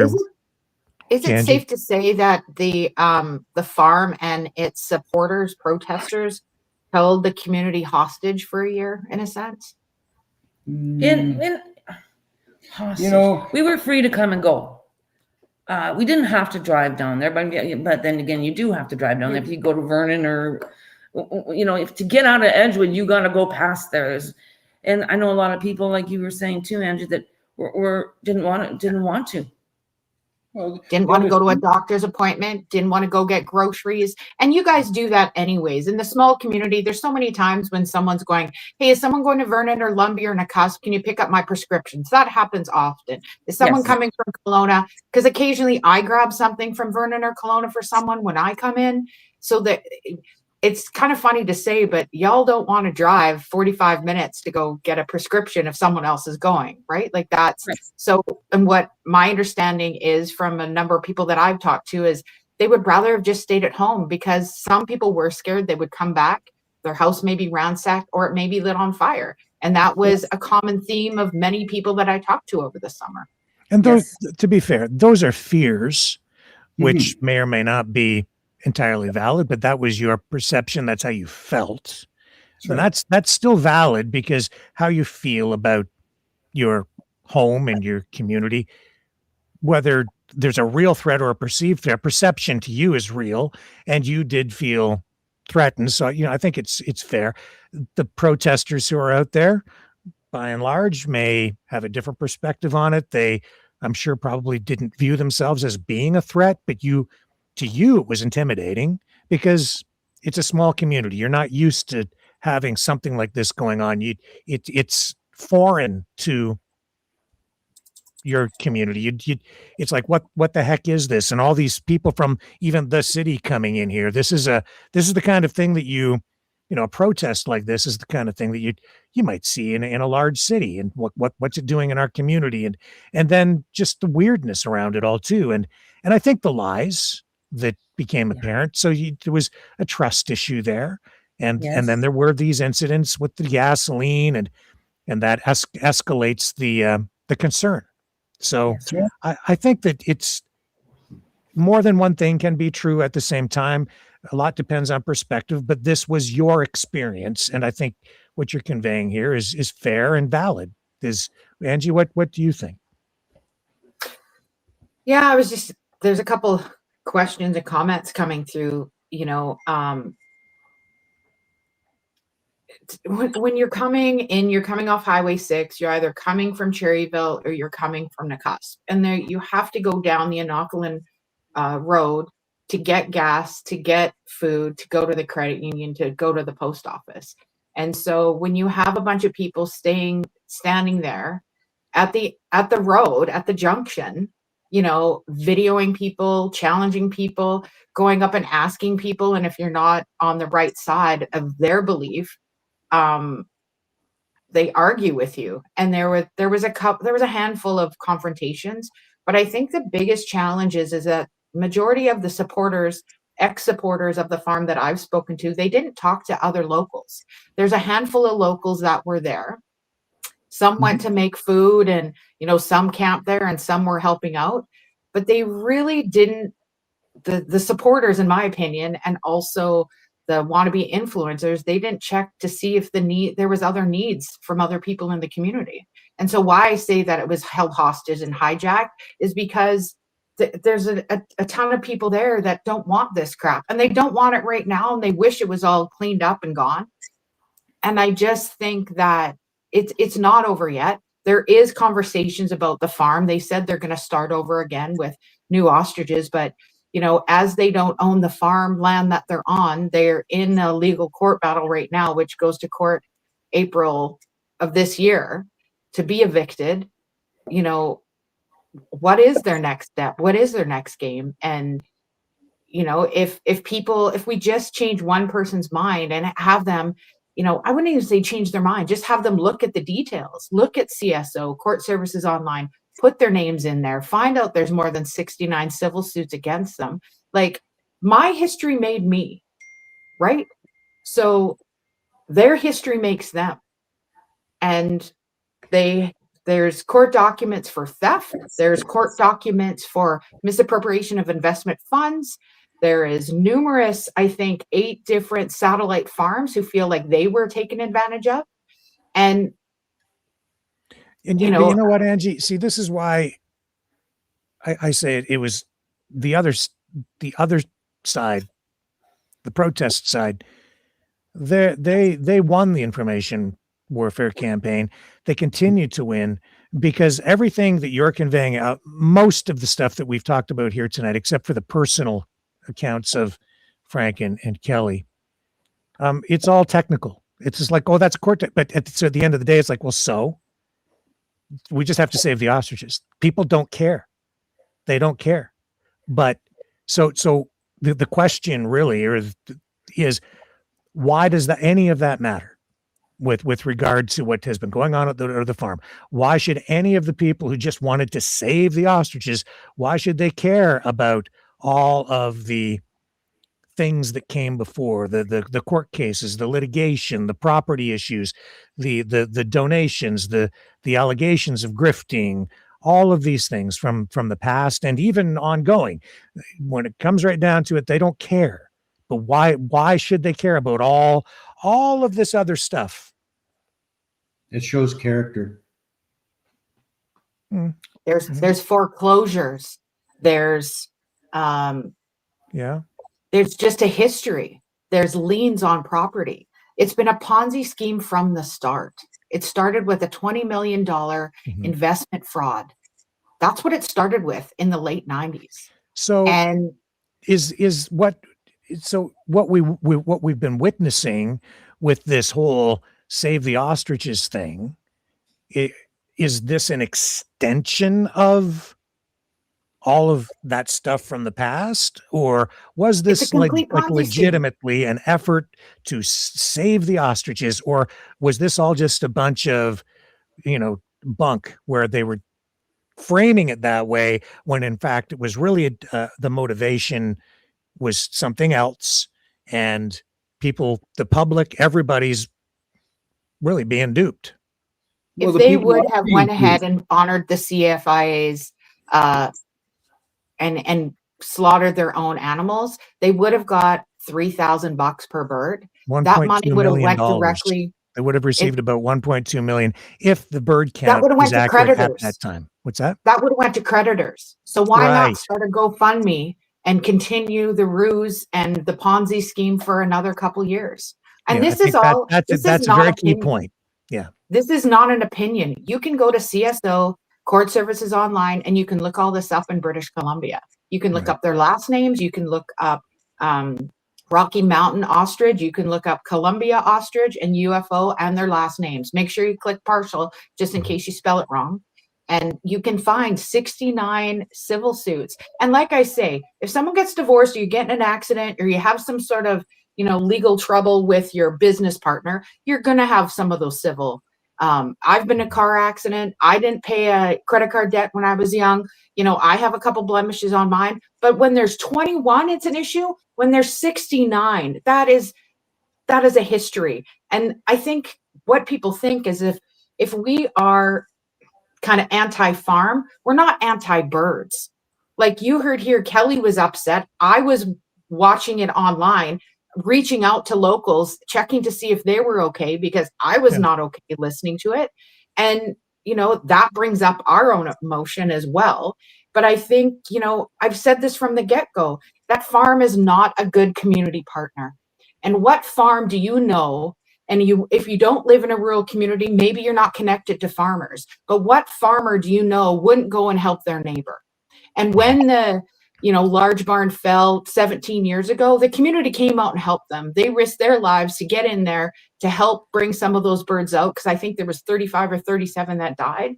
But something has shifted and changed over the years. When too many people get swindled, when investments go sideways and too many lies happen, and you just don't want to have anything to do with them. And that's where we are today. Here's the thing. If none of this had happened at all, those birds were livestock. They were going to be dead anyway. I'm sorry. But, I mean... Don't be me. Really?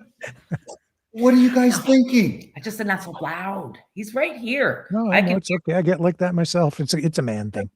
I mean, you can name them all. You can do whatever. But the fact of the matter is, if it hadn't come down to a cull, they would have been slaughtered anyway. But you know what? Frank just brought something up. And I know people think that I'm insane, but since I've been here, I name all the calves that are born. I don't remember them all, but I remember my calves' names. But every one of those animals is tagged and has a button, which is for identification. And like I see all this rage bait that's coming out right now, and this is what the government's going to make you do with your cows, and they're showing these. We've been doing it for years.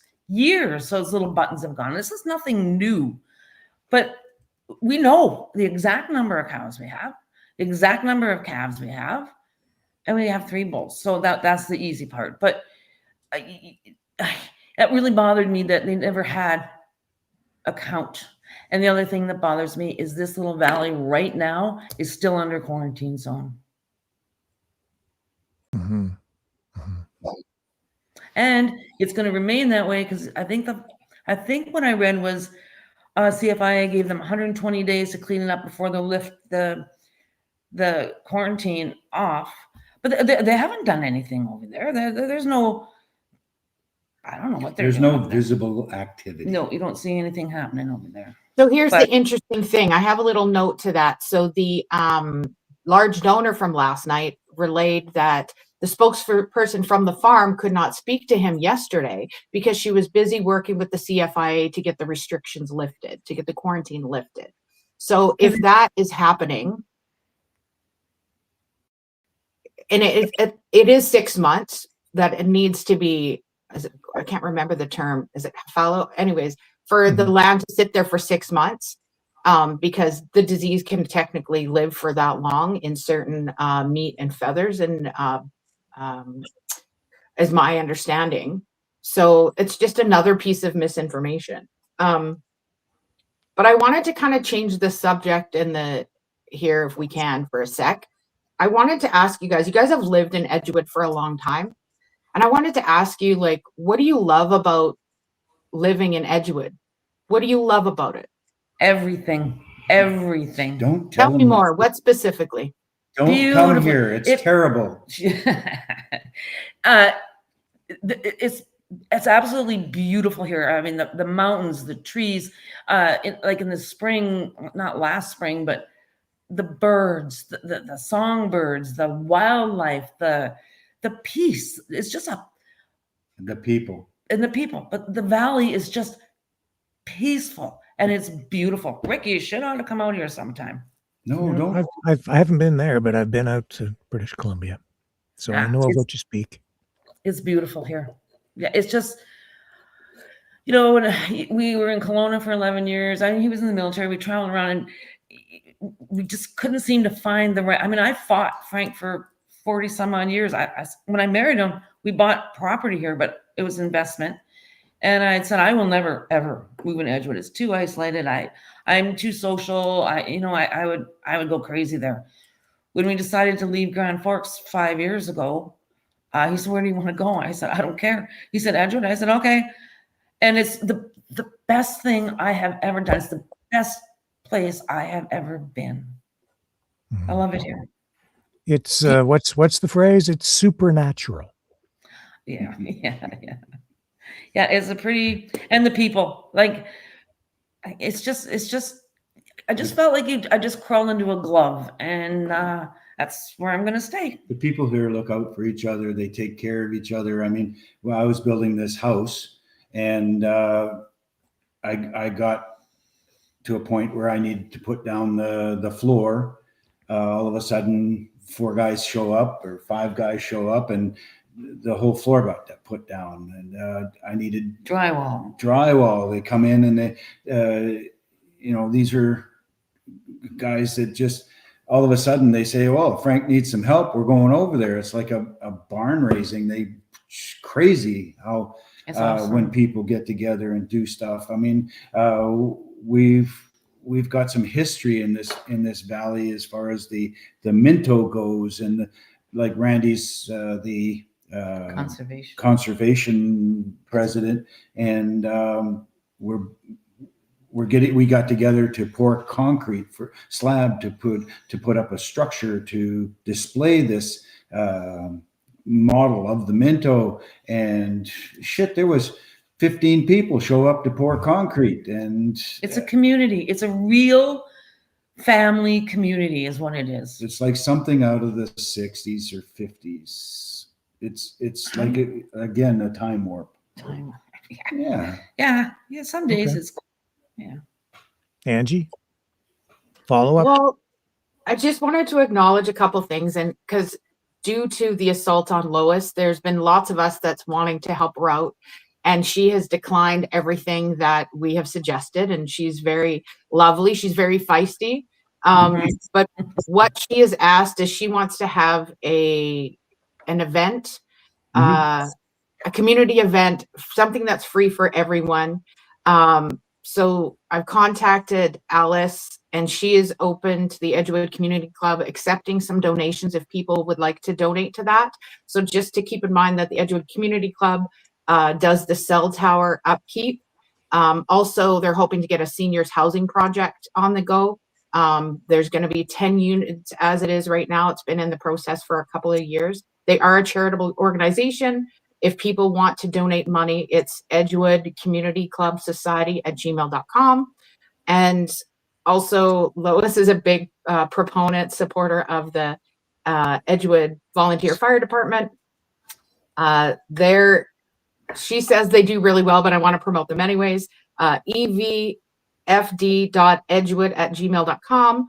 And then she's a big supporter of the PALS, that's Protecting Animal Life Society. And so if anyone wanted to donate something, as I know a lot of people wanted to do something in honor of Lois, those are the three things that we talked about. So I just wanted to include those.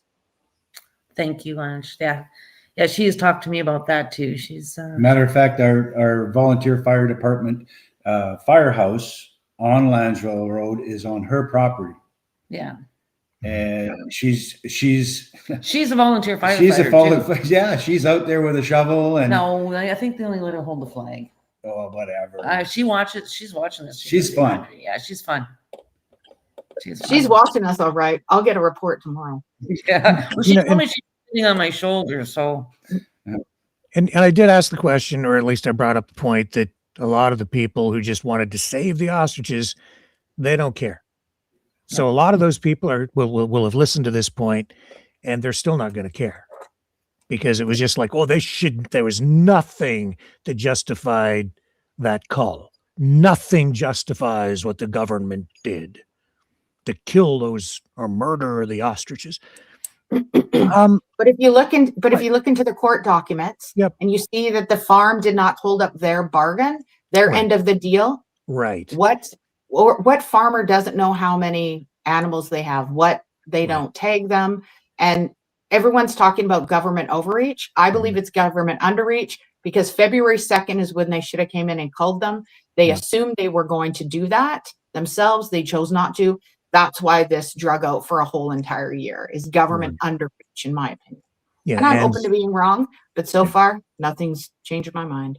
Right. And as I've said before, if you want to find somebody, if you really want to point the finger of blame correctly, it should really go straight at the farm, not the government, not the CFIA, but right at the farm itself.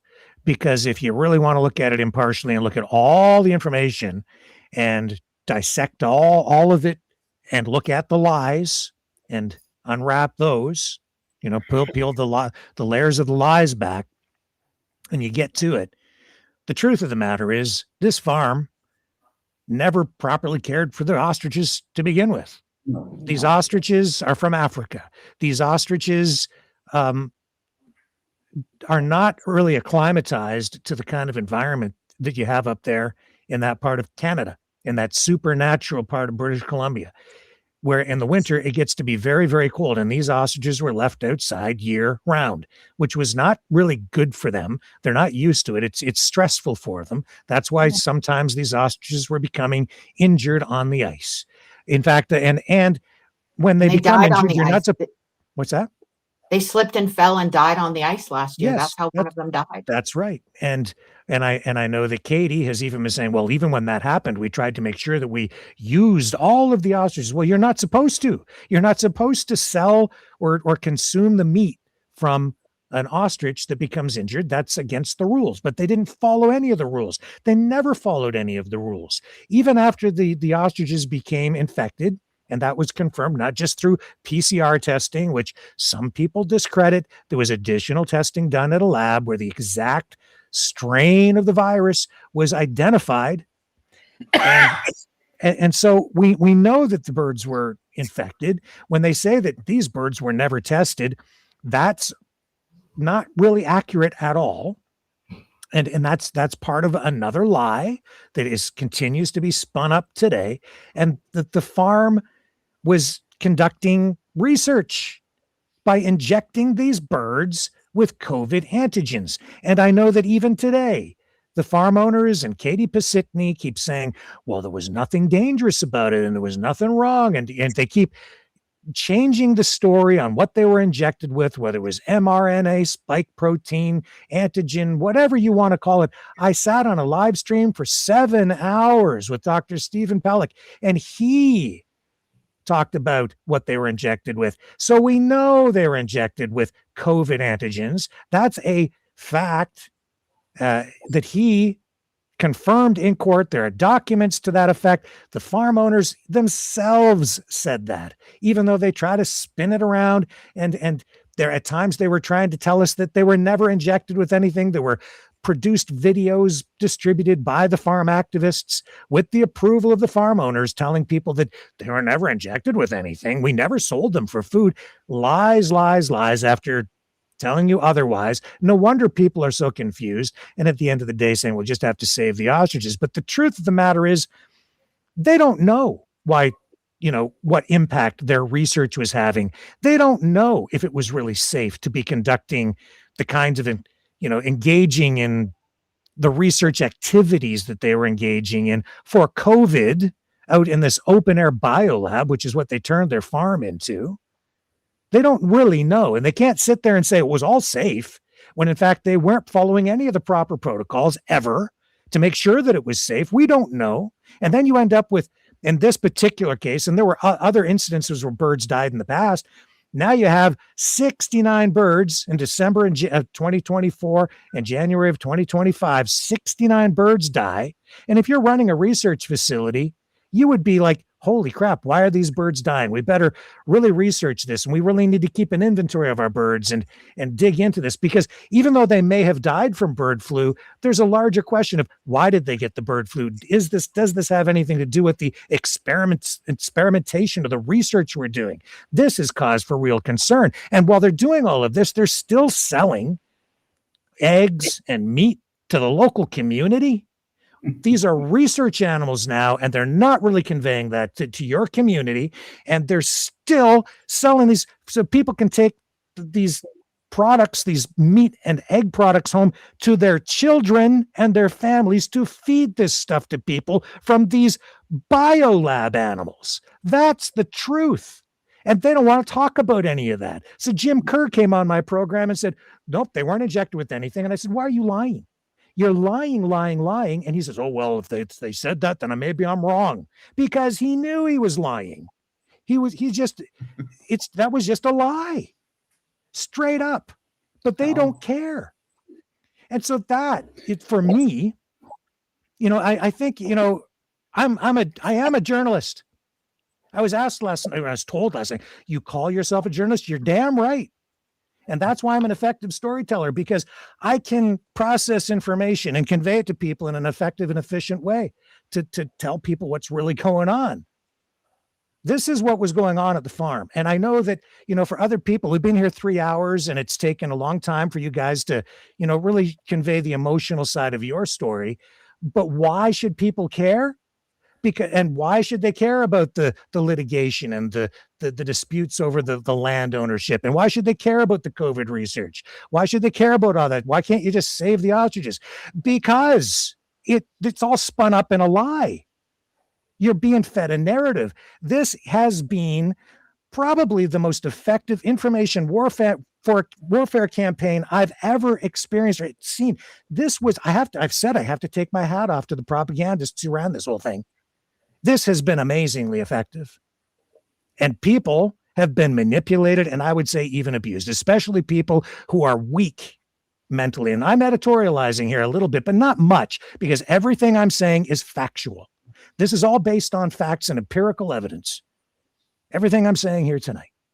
Court documents, testimony from the farm owners themselves. They're confirming this information. It didn't just come from me. I started with the farm owners with this story, and we're kind of winding up after months and months and months of this, talking to the other stakeholders involved, some of the local residents, Frank, Kelly, other people as well. The farm lied. The protesters lied. This was not about the ostriches. This became an anti-government protest. Around all of that, you also have separatists, you have foreign interests, foreign money.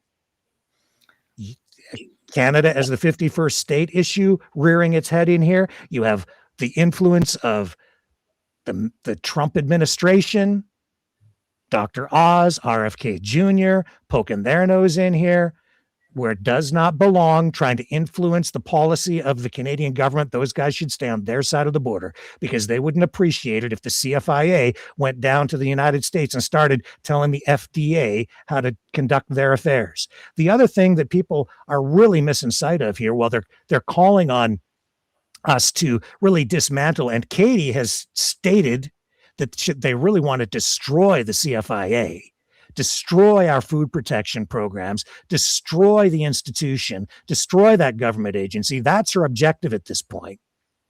She is an anti-government activist. That's what they are out there.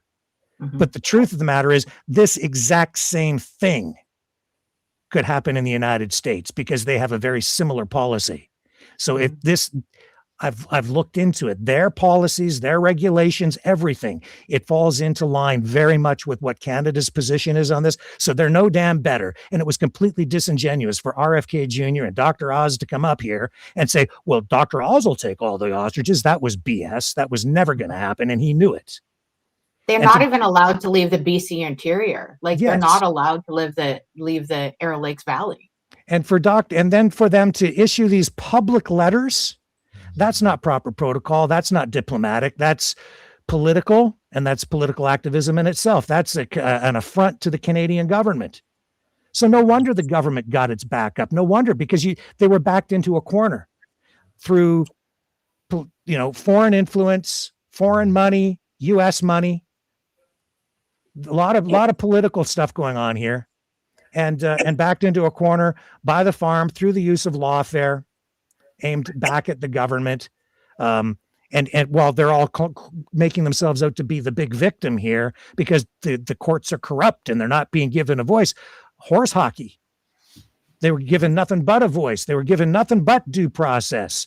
They were allowed to let this thing stretch out for months and months and months, going back. And if they didn't like the outcome of the court case, so they appealed. And they didn't like the outcome of the court case because they didn't have a legal leg to stand on, and they didn't have any valid arguments, and they didn't have any valid science. And so they lost in court once, twice, 3 times, went all the way to the Supreme Court. And they're saying, well, that we don't have a voice. They're not being fair to us. They were absolutely fair. They let you take this thing all the way to the end of the football field, man, carrying that ball, and gave you every chance, every opportunity. And in the course of all that, they were externalizing their risk, putting the community at risk, because those birds were infected. They did have a bird flu outbreak, and they didn't care. They didn't give a damn. This is me editorializing, but it's very clear that they didn't care. That's why we should, because they put the community at risk. They put other farmers at risk. Frank, you said tonight that there are no other farmers in your community, in the area, that support what's been going on there. And I know that they're creating some sort of an organization that they say is going to be made up of farmers or farms to fight for farms. That's also horse hockey, because everything they've been doing is actually the opposite. They want to tear down the CFIA because they're political activists, and when they do that, they will be compromising our food safety, because RFK Jr. himself has said many times before, he doesn't believe in the cull policy, and now he has direct influence over all of that, and he's trying to change it so that we just end up letting bird flu rip. And that means that farmers would then just start stuffing sick birds into the food chain.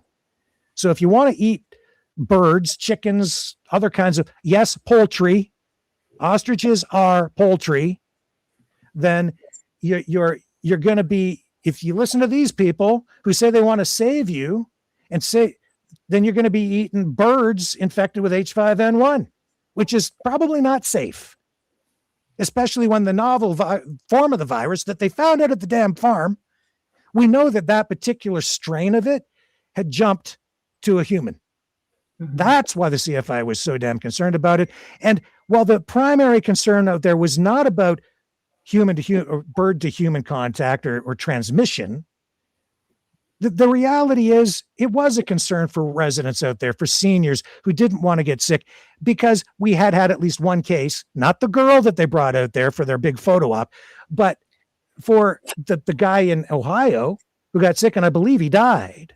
And so if you know that that particular strain of the virus is in your community, yeah, I think that you have a valid concern. But the primary concern was about protecting animals and protecting the food supply, protecting farmers, protecting the viability of our agricultural industry, protecting the viability of your local farmers. If you really care about your local small farmers, then you support them and you say, well, we're going to do the right thing and we're going to follow these rules to mitigate the risk so that my neighbors don't get destroyed. But they didn't do, they externalized the risk. They forced the rest of the community to accept the risk with them, and and potentially spread. And of course, we had bird flu spread to other parts of the province, and because they didn't they didn't comply with any of the orders, none.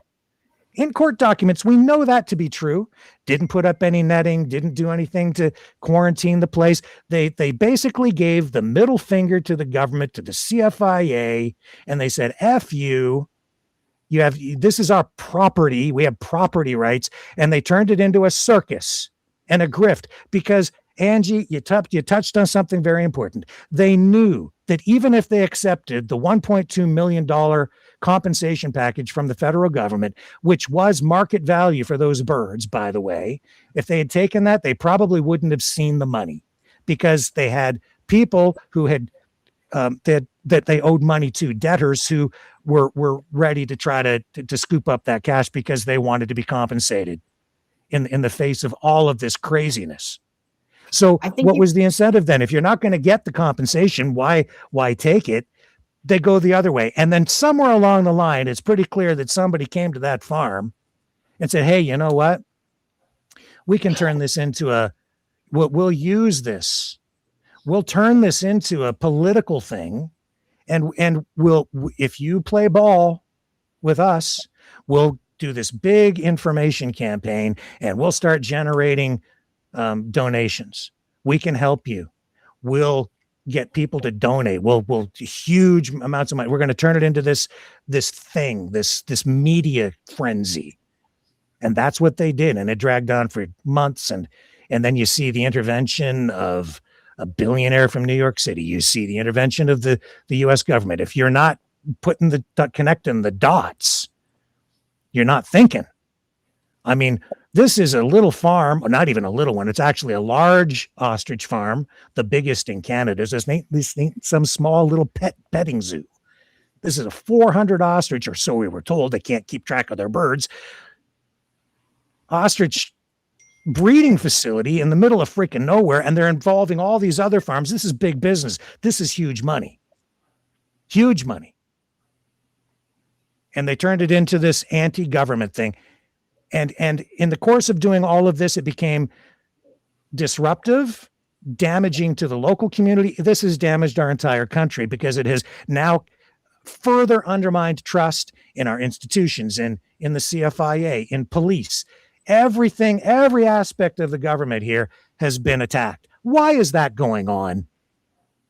Because they're political activists, because they're separatists, because they want Canada to become the 51st state, because they want to keep attacking our country, to tear it all down, to create the pretext where you get some sort of intervention. And that's what we were getting. That was like a foreshadow of what was to come that we're getting even now.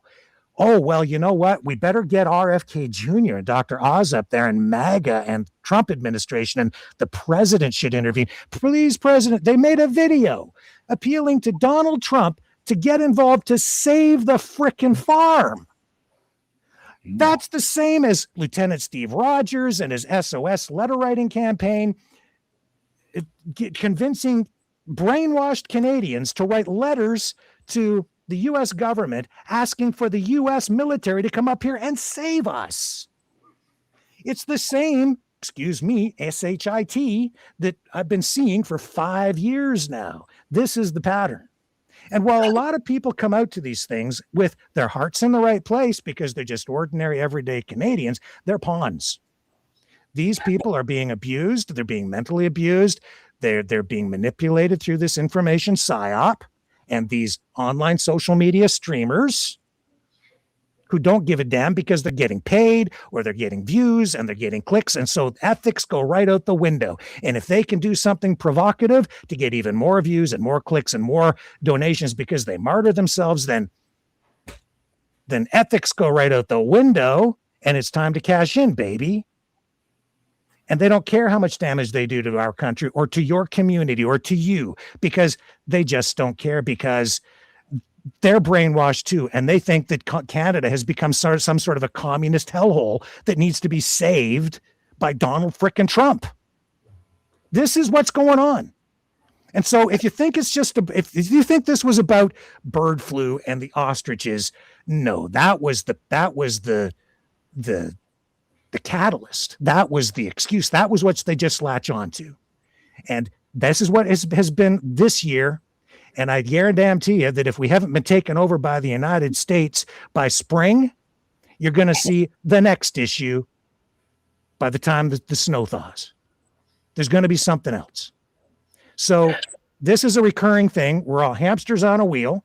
We're being manipulated. And I'm sorry, folks, but you just became, as Katie said, ground zero for this political activism. That's what has been going on out there for the past year.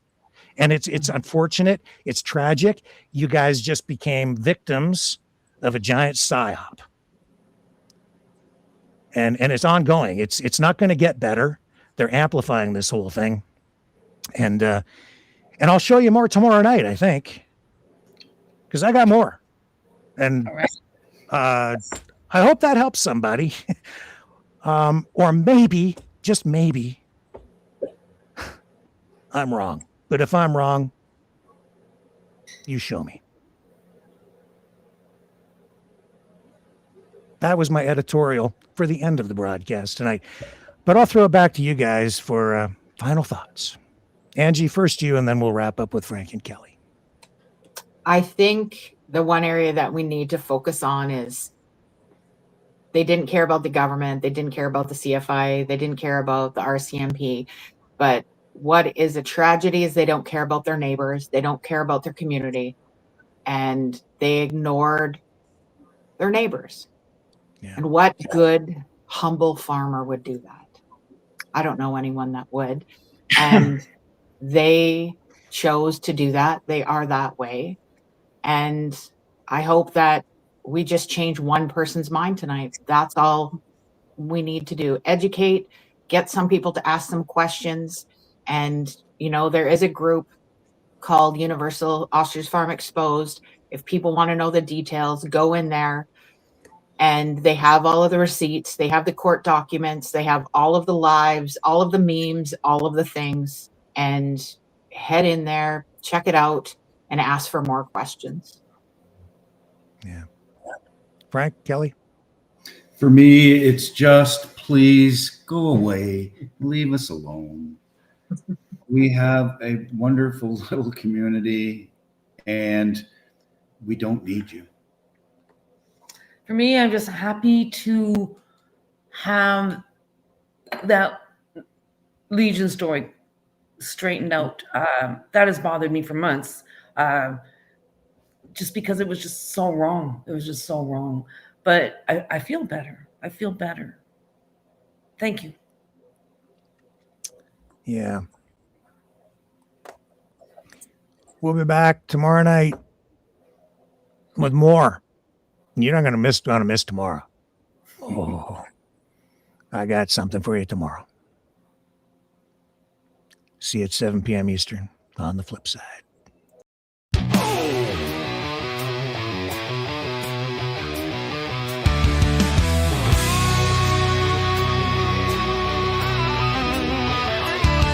Didn't pick this fight, but here it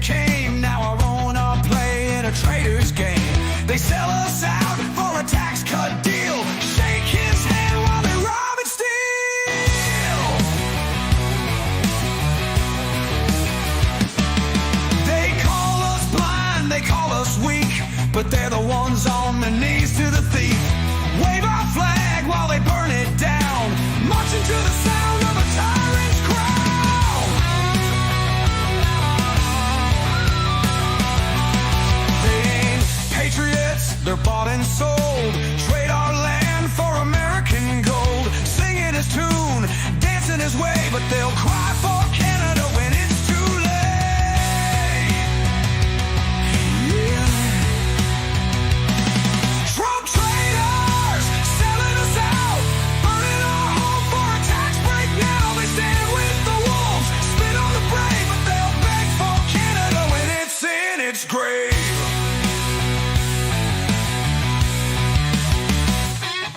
They talk real tough, but they bow real low, licking his boots while they put on a show. They chant his name, raise their fists up high, while the real ones fight to keep us alive. They don't fight fair, they twist the truth, say they're the future, but they kill the roots. They laugh now, but watch them run when the north wind howls and justice comes. Traitors, selling us out, burning our home for a tax break now. They stand with the wolves, spit on the brave, but they'll beg for Canada when it's in its grave.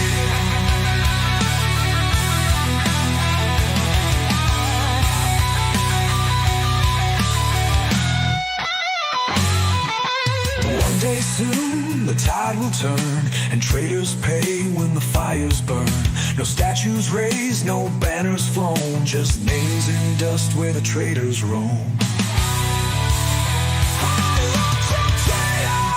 Selling us out, burning our home for a tax break now. They stand with the wolves, spit on the brave, but they'll beg for Canada when it's in its grave.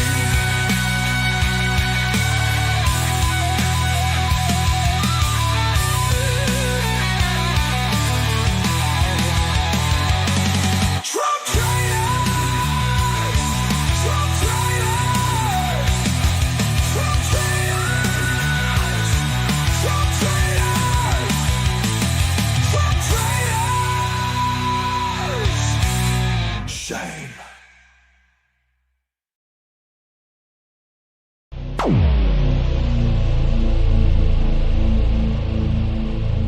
This has been a Maverick Multimedia production.